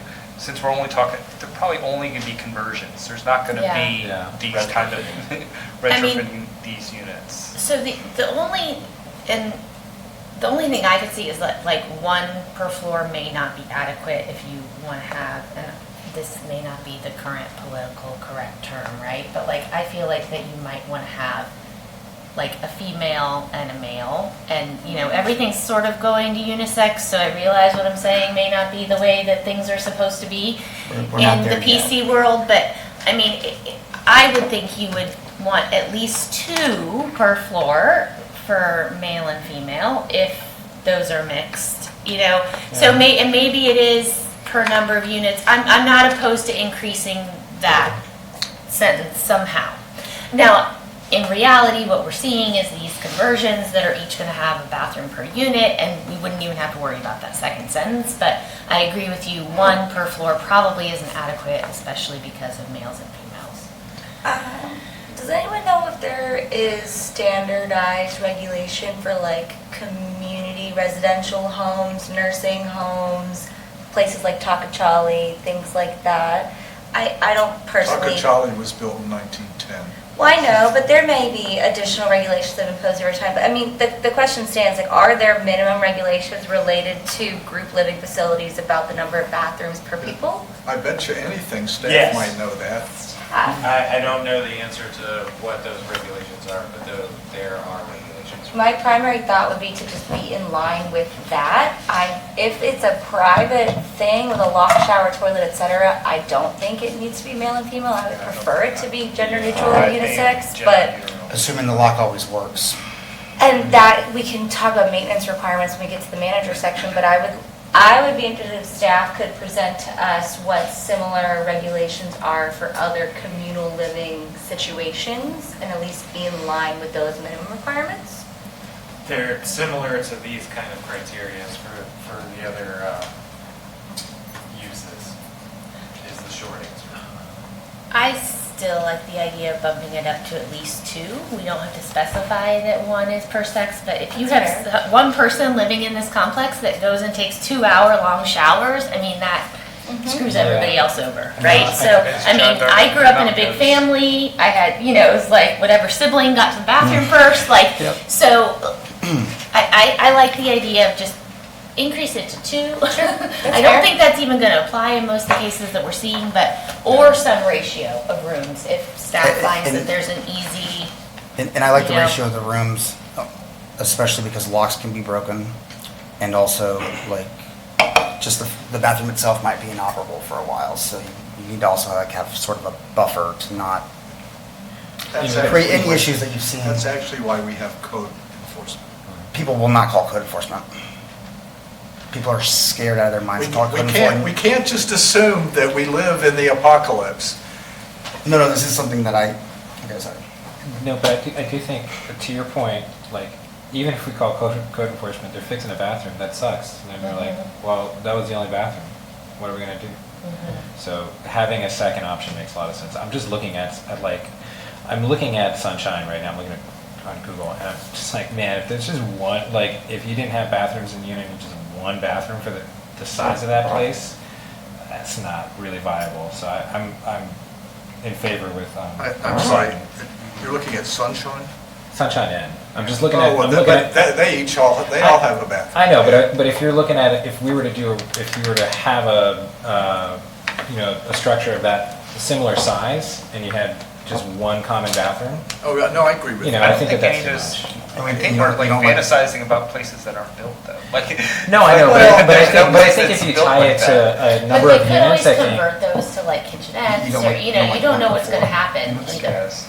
I don't know I about. don't think that's gonna happen. I don't know about 1 per 4, but I think that it'd be good for city staff to study what would be. Appropriate ratios. I mean, they wrote the requirements are. Yeah, And that's what I'm that's getting gonna at. be the best place to start from. Thank you. And the last one, H. This is just about management. Juan, can you scroll down, please, like smidge, or whoever's in charge? Sorry, you have it on your computer too, that's what I thought. Yeah, an on-site manager's unit or manager's office must be provided. Management shall be present 24 hours a day. I think management should be on call 24 hours a I day. agree with that. I agree with That's that too. all I had. That's the only change. Not present.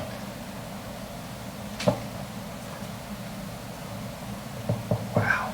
Good. I like See? that one. Okay. Good job, team. Mr. Castillo, do you find yourself with laser focus on this? We just reduced your staff time Yeah. by a lot here. Okay. In seriousness, it's very, very helpful. Thank you guys very much. Okay, can we You're move welcome. on to the transect zone side setback amendments? Come on and get some. I'm sorry. I'll make it up to you. I can be. Well, you will. I'll play your assistant. It is totally fine. You're sitting next to me. I have it up. It makes sense for. Okay. This was actually in our backup from us. No, what? I know I had some changes.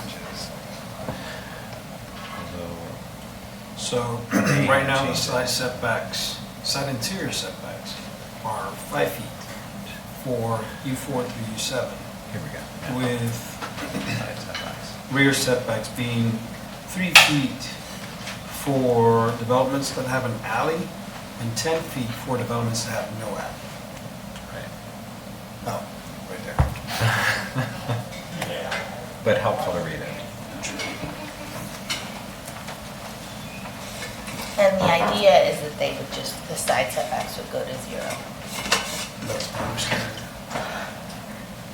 Yeah, I think that the useful thing is to get rid of the side setbacks, at least that's what I think. Yeah. Why? Just, Well, again, we're trying to not have a bunch of land and useless setbacks.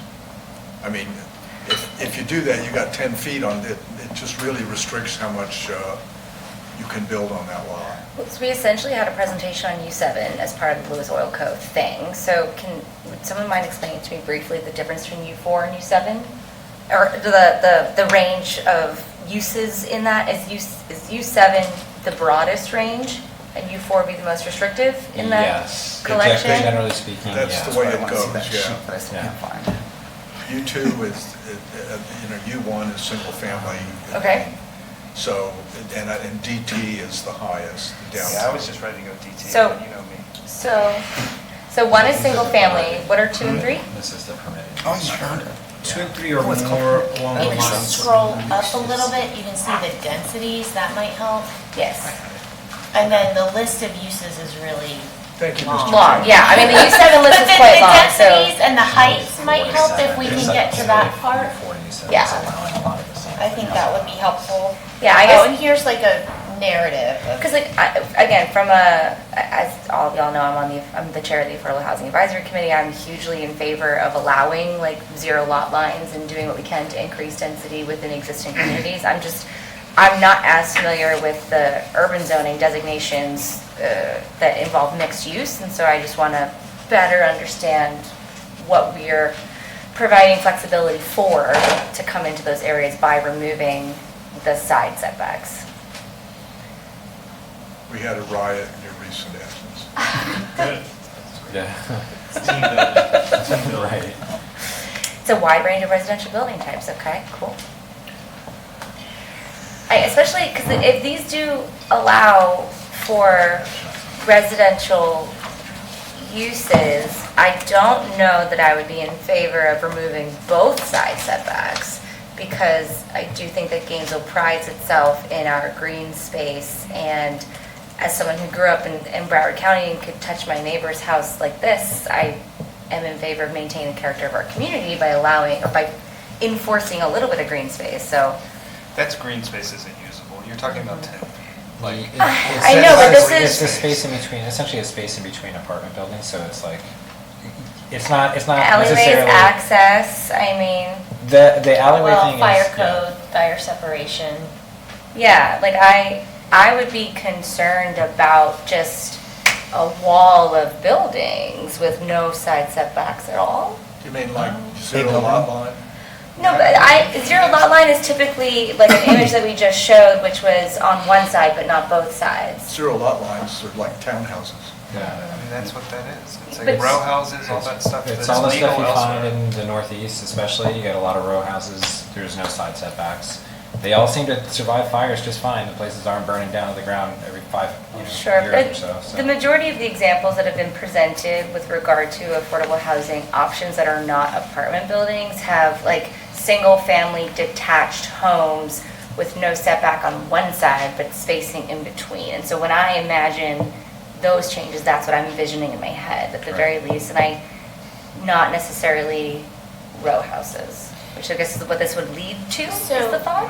These zoning categories, U4 through U7, like U1 and U2 are more of like the single family, Mhm. if you would think of it for the transects. Ideally, the places that we have U4 to U7, and maybe when you come back, you can show a map of this, have the U4 to U7 areas, are gonna be places where we want slightly higher density, more traditional multifamily. Oh, sorry, oh yeah, because it's U4, sorry, it's not all urban transit. Yeah, it's not U4, U1 or U2, and that's gonna be where, like, you would have the single family and townhouses and things like that. So So I'm this thinking is about U4 to U7. So it is more likely to be traditional multifamily if you look at the densities allowed in U4 to U7. They're typically along our corridors and where we plan for higher density. So while he's putting it, just so that so U4 has a residential density of 20, U5 75, U6 50, but with the option of a density bonus up to 60. Is that per acre? And that's units per acre, Oh, yeah. yeah. And then similarly to U7, 50, 60. So Or I you guess can we think about it in don't height, show too. 2 and 3, only show 4 through 7, please.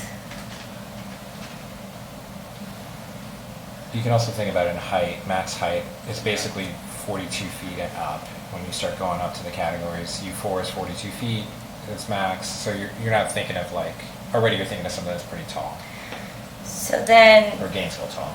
can someone maybe provide context for where this item originated and who is asking for this increased density and It's me. et cetera? It's next. It's me.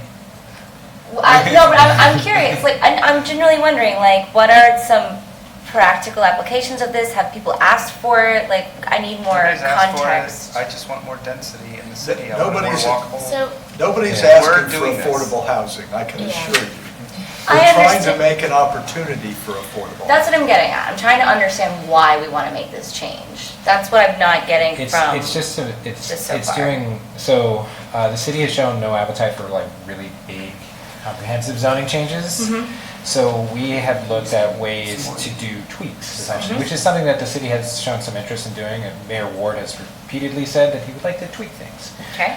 So we look at this as a tweak, and I'm kind of putting myself in his head, but I'm assuming that's what you're 100%. looking at that, because it isn't a very big change. And so what are the ways that we can do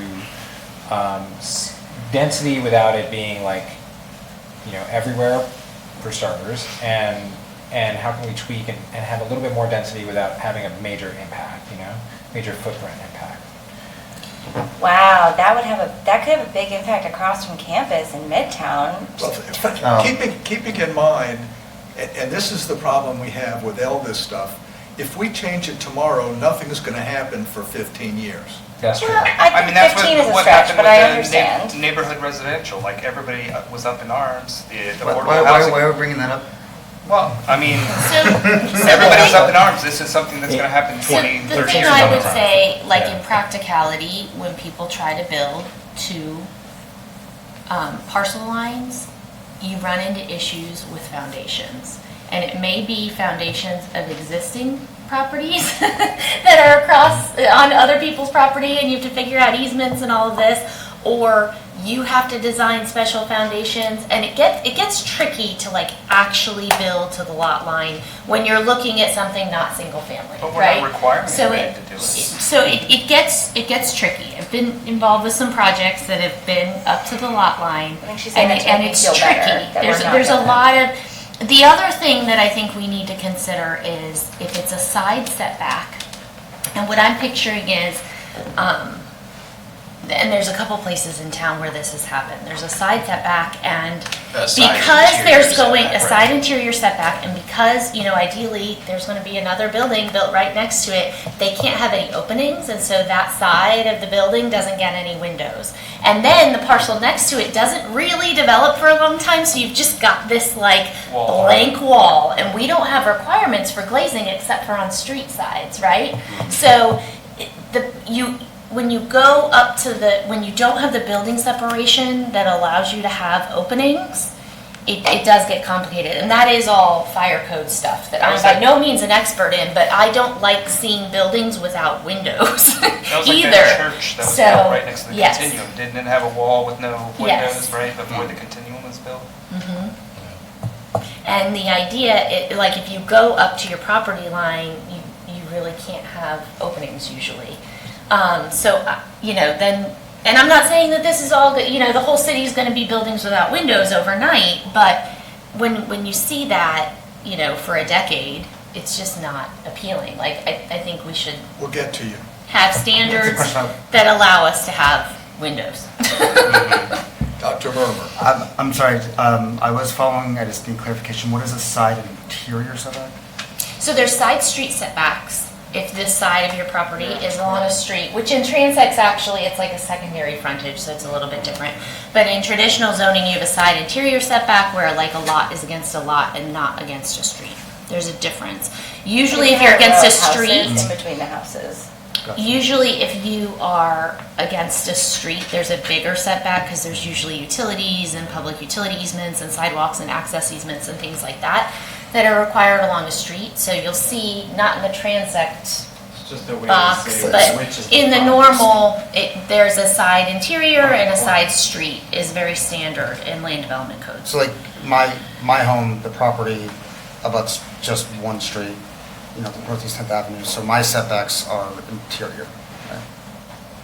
Yes, so if you're just front on a street, You have both of two yours are neighbors, you interior. have two interior setbacks. So If I'm- you have a street as one of your neighbors, then you have a street setback. So I'm on a corner lot, so I have two streets. So I have a side street setback, and then on the other side where there's a house, there's a side interior setback. So what is this item referring to? So interior, because the way that the transect zone is, and I don't know if we can go back to that table, Nate, but we don't have a side street setback laid out in the transect table because we have street frontage requirements in the transect zones. Right. And what are the street frontage requirements in transect zones? So that's the part that's just a little bit further up where we have it's the building placement, so it's your minimum and maximum from the curb or from the back of pavement in a lot of cases. And so you have to have a landscape zone, you have to have a sidewalk zone, and you have to have a building frontage zone. Thank you. I'd like to hear Member Hill's perspective on this. We have a planner in our midst, so. We actually have a bunch of staff planners. Yeah. I know, but fair enough.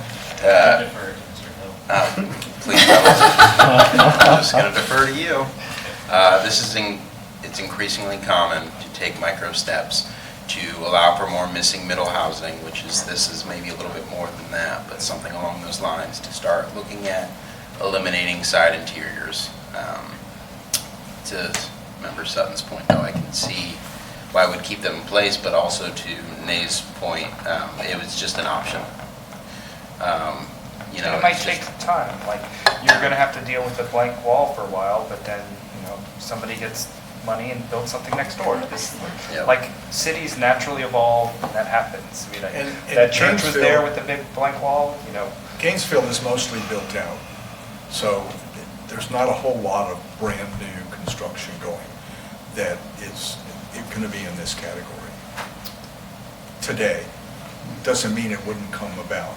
So much of what we're doing was involved in the elimination of exclusionary zoning, and so. we're not allowed to talk about that. Yeah. Oh, I don't set the rules, I just. And so we are trying to chip away without getting slapped real hard We don't want to upset anybody, again. I will point out that there are so many cities in America that have this. It's not like, I mean, I lived in one, and when you don't have side windows, you got windows in the back. People figure it out. Developers figure out how to build to this. It's not impossible.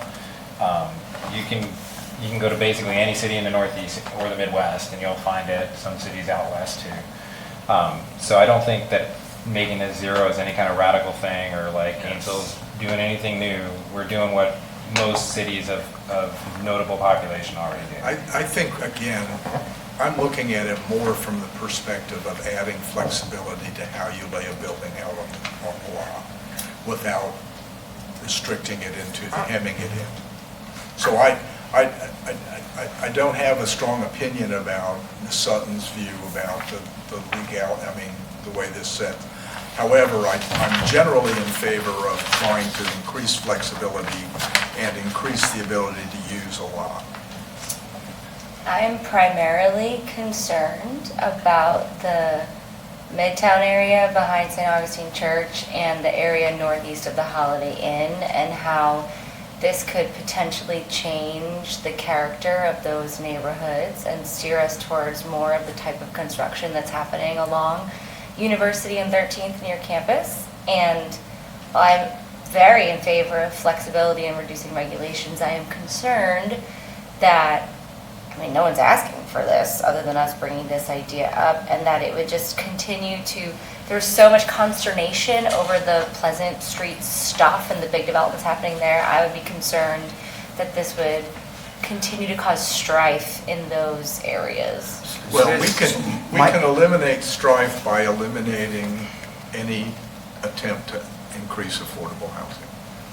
I feel a little bit like you saying that feels almost threatening, because I brought up affordable housing a lot, and I don't think that that's necessarily going to, not going forward, this is not going to eliminate the ability to get affordable This belt housing. east of the Holiday Inn is a historic district, and it has its own requirements.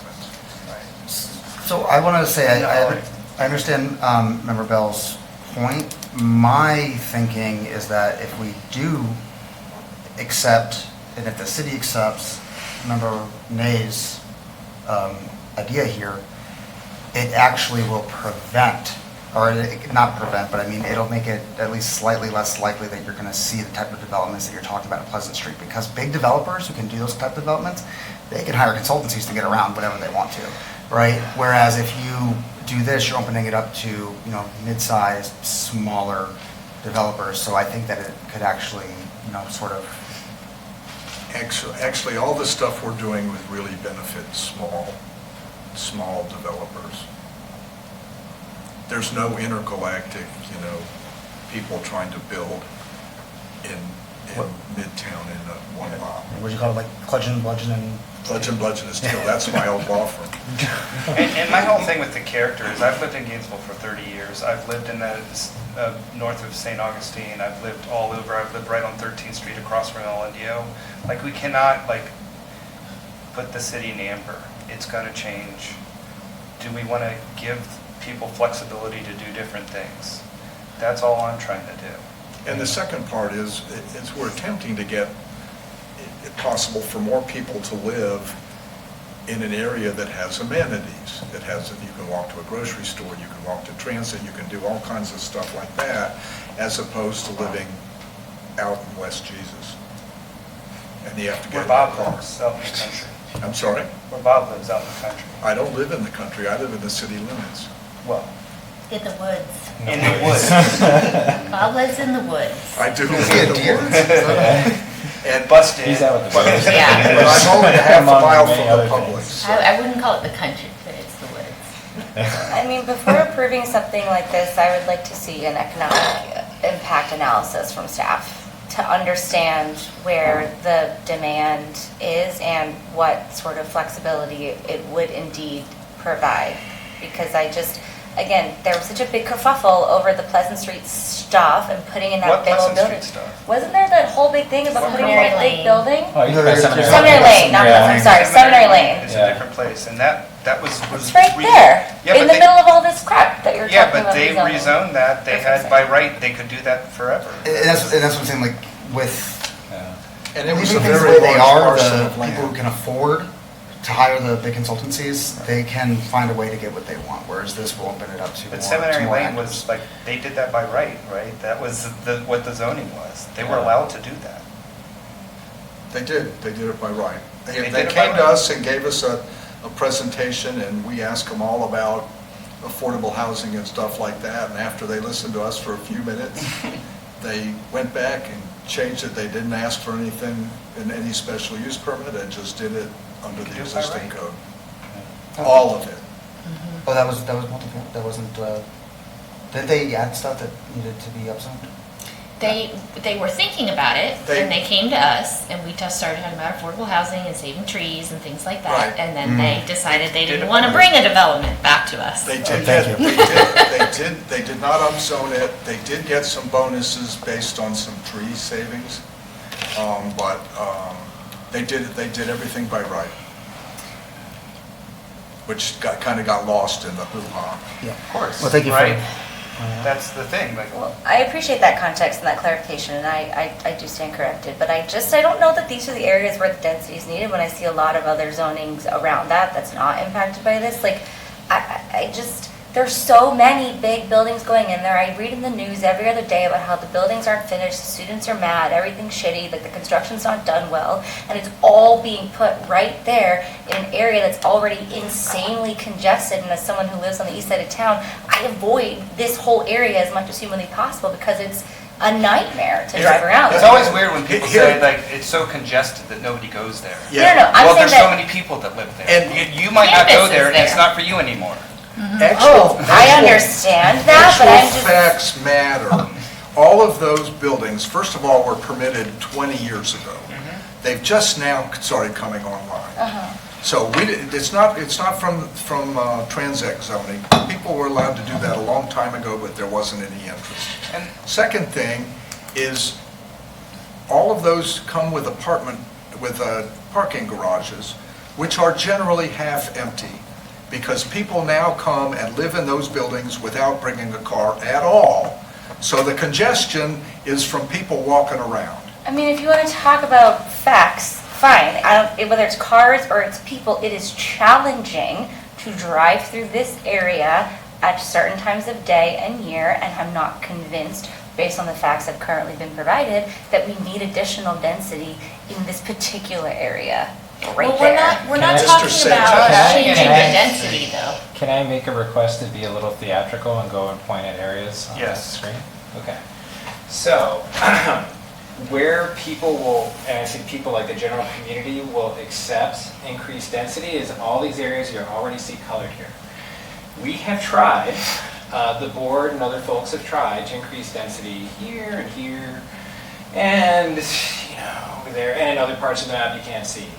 And what we have heard from members of the neighborhoods and also some members of the neighborhoods, the ones that can afford to show up to city meetings, that last a very long time in the middle of the day. So it's generally people that are older, don't have families, are retired.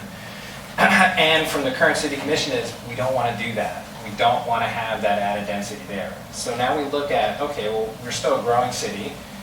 We need to house people. Where should we put more people? And this is the giant amenity in our city. That's the biggest employer in our city right there. So it makes a total sense to try to get as many people there. And I will say that the reason why we have a lot of traffic is because that's the largest employer in the city. Everybody from the city that doesn't live here, they live out here or out there, they're driving to get there because that's where their job is. Well, and think about that. We have this place in the middle of the city where 40 some odd thousand people would like to drive every day. That causes a lot of congestion.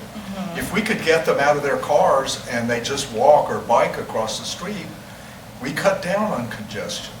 That's the goal here.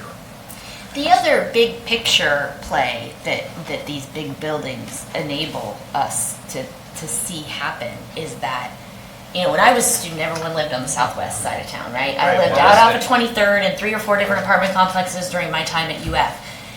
Now that students live here and walk across the street, those complexes are able to become affordable and transition into something different. And they have. So the populations living there is changing. Yes.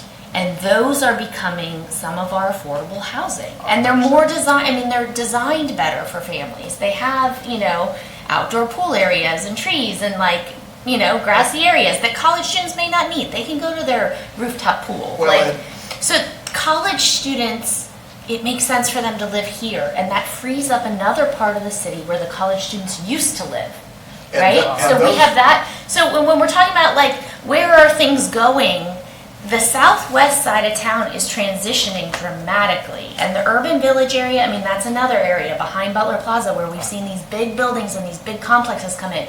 Well, the number of students at UF hasn't changed that dramatically since I was in school. Like 20 years. But we're just relocating the students. And so you have to think about where did the students used to live, and that's becoming something different. So the people that work at the hospitals, you know, the x-ray techs and the custodians, and they can live close to the hospitals because they can live out off the 23rd somewhere.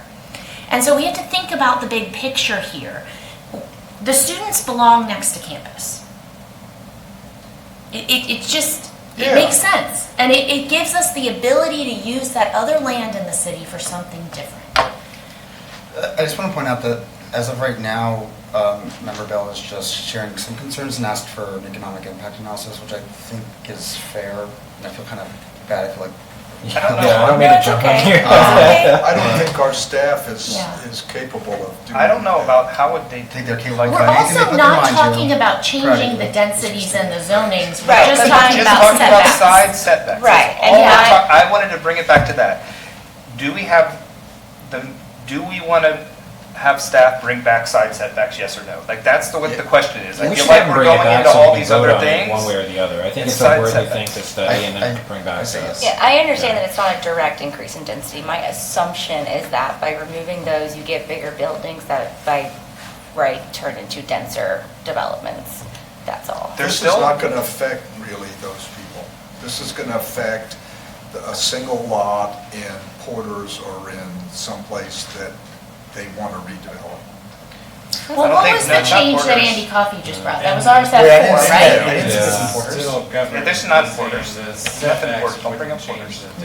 No, Porter's is. Nothing in Porter's. Porter's is pretty. Well, his was mostly non-standard. Oh, I see it, right next to, Yeah, but we changed the setbacks. that brown area right We there. changed the setbacks in RSF 4 too. We made it consistent with Yeah. RC.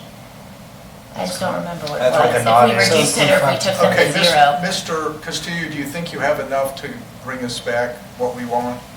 I don't know, what do we want? I Or just we're gonna want have to to know what's going to come of this. Like, if we make this change, do we realistically feel it will drive development in the direction that the board wants it to go? Yeah, but here's the thing. Nothing is going to happen overnight and solve the whole thing. I understand. We're doing increments, little This is the tiny tiniest. increments. And I'm trying to understand what benefit this tiny increment has, because I don't currently understand Okay. it. I think So we're trying to here's create here's conditions a for place where this is a situation that staff can probably speak to seeing played out. So realistically, like, the smaller developers, even, Andy Coffee is getting 3 and 4 lots together, right? The bigger developers come into town and they're, trying to collect whole city blocks. Well, in the chance that a couple developers come into the same block, and I'm thinking of the row block, because that's where we had some issues with the build-to line and foundations. But that ended up being 2 different projects on the same block, plus we had a sorority or fraternity house, whatever it is, that remained. And part of the issues were, there were 2 different developers within the same block, and then you've got a 5-foot setback on either side. So you basically have this like 10-foot no man's land through the middle of the block. And then from the outside, it looks like it's just big buildings, right?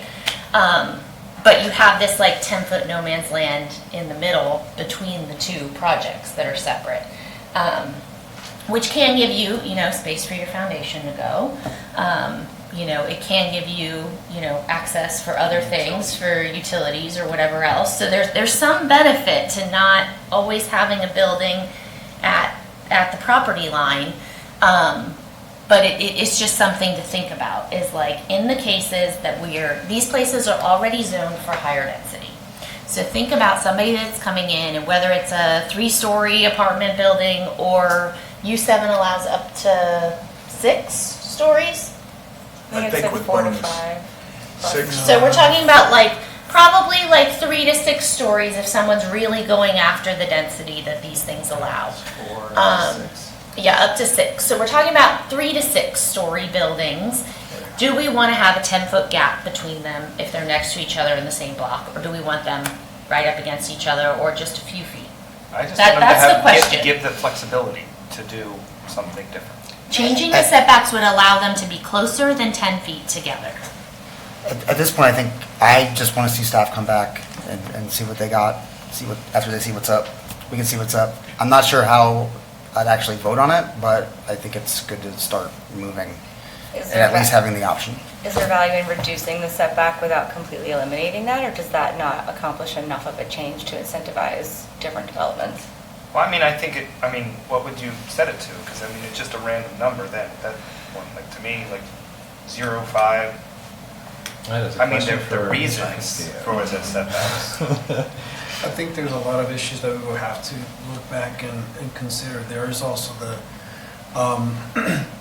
utilities infrastructure that has been quoted oftentimes, that we will want to connect with Public Works and just get a determination as to how they feel with the setback, whether that would be enough for them to have the flexibility to install utilities, or, Cities are all over And the the world. utilities are important, of course, but, utilities can be moved. They and figure it be out. installed. That's the thing. Cities are all over the world do It this. is more They figure it about out. asking Why? the advisory opinion from you all for really a building type. Are these buildings where you are all comfortable with the city of Gainesville having areas, these ones that we can come back and show more clearly on the map, where there would be row houses, for example, or buildings that touch, side to side? Or is this group not comfortable with that at this step in the city's growth in these areas? And is it still Keeping more in mind, important to have those separations? We have no ability to affect about, what is single-family zoning, 80% of the city? 60-something. 64% of the city. I think if staff comes back with more information, I would feel comfortable if I had a better understanding of how building codes and fire codes also affect that, and how much of a concrete wall, essentially, a building can you have without breaks in the middle? What are the potential impacts to stormwater, water, wastewater, gas infrastructure, and the accessibility that GRU and Public Works need to actually, cater to these buildings and new residences? I just feel like I need a little bit more information about how this potential change would impact other areas of the city's operations, or are there other limitations that come in from other parts of the code that then make it a little bit more palatable? That's all. My understanding was that that's exactly why that's exactly why Mr. Castillo did not come with us, to us with the voting Yeah. item today, and I trust him to do that work. Yeah, and just to further add to that, thank you, Dr. Murray. Given the analysis that would take, I would suggest that this would not occur in February, but give us some more time on this particular one. Just because if we're looking at all of those variables, then that would definitely take the staff more time. Okay, let's go ahead and conclude this and let Mr. Castillo work over the Christmas holidays. And let's move to any member comments. He's already taken vacation this year, so. I have three things to say. First, thank you to my fellow board members and the staff. Since being on this board, it's been a great experience, although definitely with its headaches. But I appreciate the work that you all do. Number two, I don't know if anybody saw Amber Hill socks, but they are really, really awesome. So I Can just you wanted bring to- your, Oh, see, can you bring your I'm foot up ready. to the table, please, sir? Please. It's my son's face. Oh, isn't that the best? Wonderful. Thank you. And then the last thing, I wonder if Mr. Blount has any announcements he might want to share about tomorrow? Are you talking about the free holiday jazz set at 7 o'clock tomorrow at Cypress and Grove for free? I am, All sir. ages welcome. Is that the one you mean? Yes, sir, it is. Free one? It's free, Cypress and Grove. All ages? 7 p.m., all ages, Wow. to see Mr. Blount play some jazz. If you haven't seen Christmas Carol yet, my daughter is Scrooge's sister, so go to the Hippodrome, you get to see Scrooge her. had a sister? Yes, when he goes back in time, like, he sees her in the school Gotta fill out time. the backstory. Like, I guess, It's an I underdeveloped. think she died in childbirth, that's why he's mad at his. Okay, any other member comments? Yeah, I'd just like to add, I do appreciate your patience, everyone. As I get up to speed, I'm not here to try to be ornery or combative or a hard wall against some of these ideas. I'm just trying to understand so that if people and members of the public ask about it, I can explain why. And I really just am someone who wants to understand all sides of a change before we implement it. Because I am in favor of less is more and minimizing regulation and doing what we can to foster both economic development and improving and increasing our affordable housing stock. But I just want to know there's a demand for things and that there will be beneficial impact from things. And so I apologize if I am dense at times, but I'm just trying to understand. And so I appreciate all the board members here as well as staff's patience with me as I learn. You're just Thank asking you. the questions we want to ask. From staff side, we can certainly do more to set the table to where it's understandable, not, just for you, but for the public. I mean, even if you just need to send it to me and maybe Dr. Murray on the side as we're getting up to speed because everyone else has been on the board for years and you know what's going on, whichever. But setting the table is a great way to phrase it. Thank you, A little Ms. mise en place. Mr. Castillo. Just a quick announcement, if you haven't already, be sure to fill out the scheduler for the meeting with Sean. We have yet to determine an exact date. We're shooting for February, but I'm waiting for everybody's input before I connect with Sean and finalize that. Is that gonna be a Zoom Are you meeting? out of town for 2 It's gonna be weeks or Zoom. did you maybe Oh, not it scroll is. over to Yeah. the right? Oh, Because there were a yeah. lot of I days had that were more red for flexibility. you. Yeah. Didn't vote that first week of February. So I don't think there were. I think the website was a little tricky and it was very hard to see where you scroll over, but then there were, I think the second half of dates you might not have seen and they're all red X's for you. I'll check again. My availability is pretty easy except for Mondays, because I'm 50 miles away. And I can come if I have to, but I thought this is an online one thing, a Zoom meeting, That's a right? Zoom one. Oh, if it's a Zoom meeting, I'm much more flexible. Yeah. It's coming in person is more challenging during the week. It'll be. But they haven't had the I may have to update my I'm gonna do availability, that too. sorry. Yeah. I mean, I'm pretty much open availability then. I declare this meeting adjourned.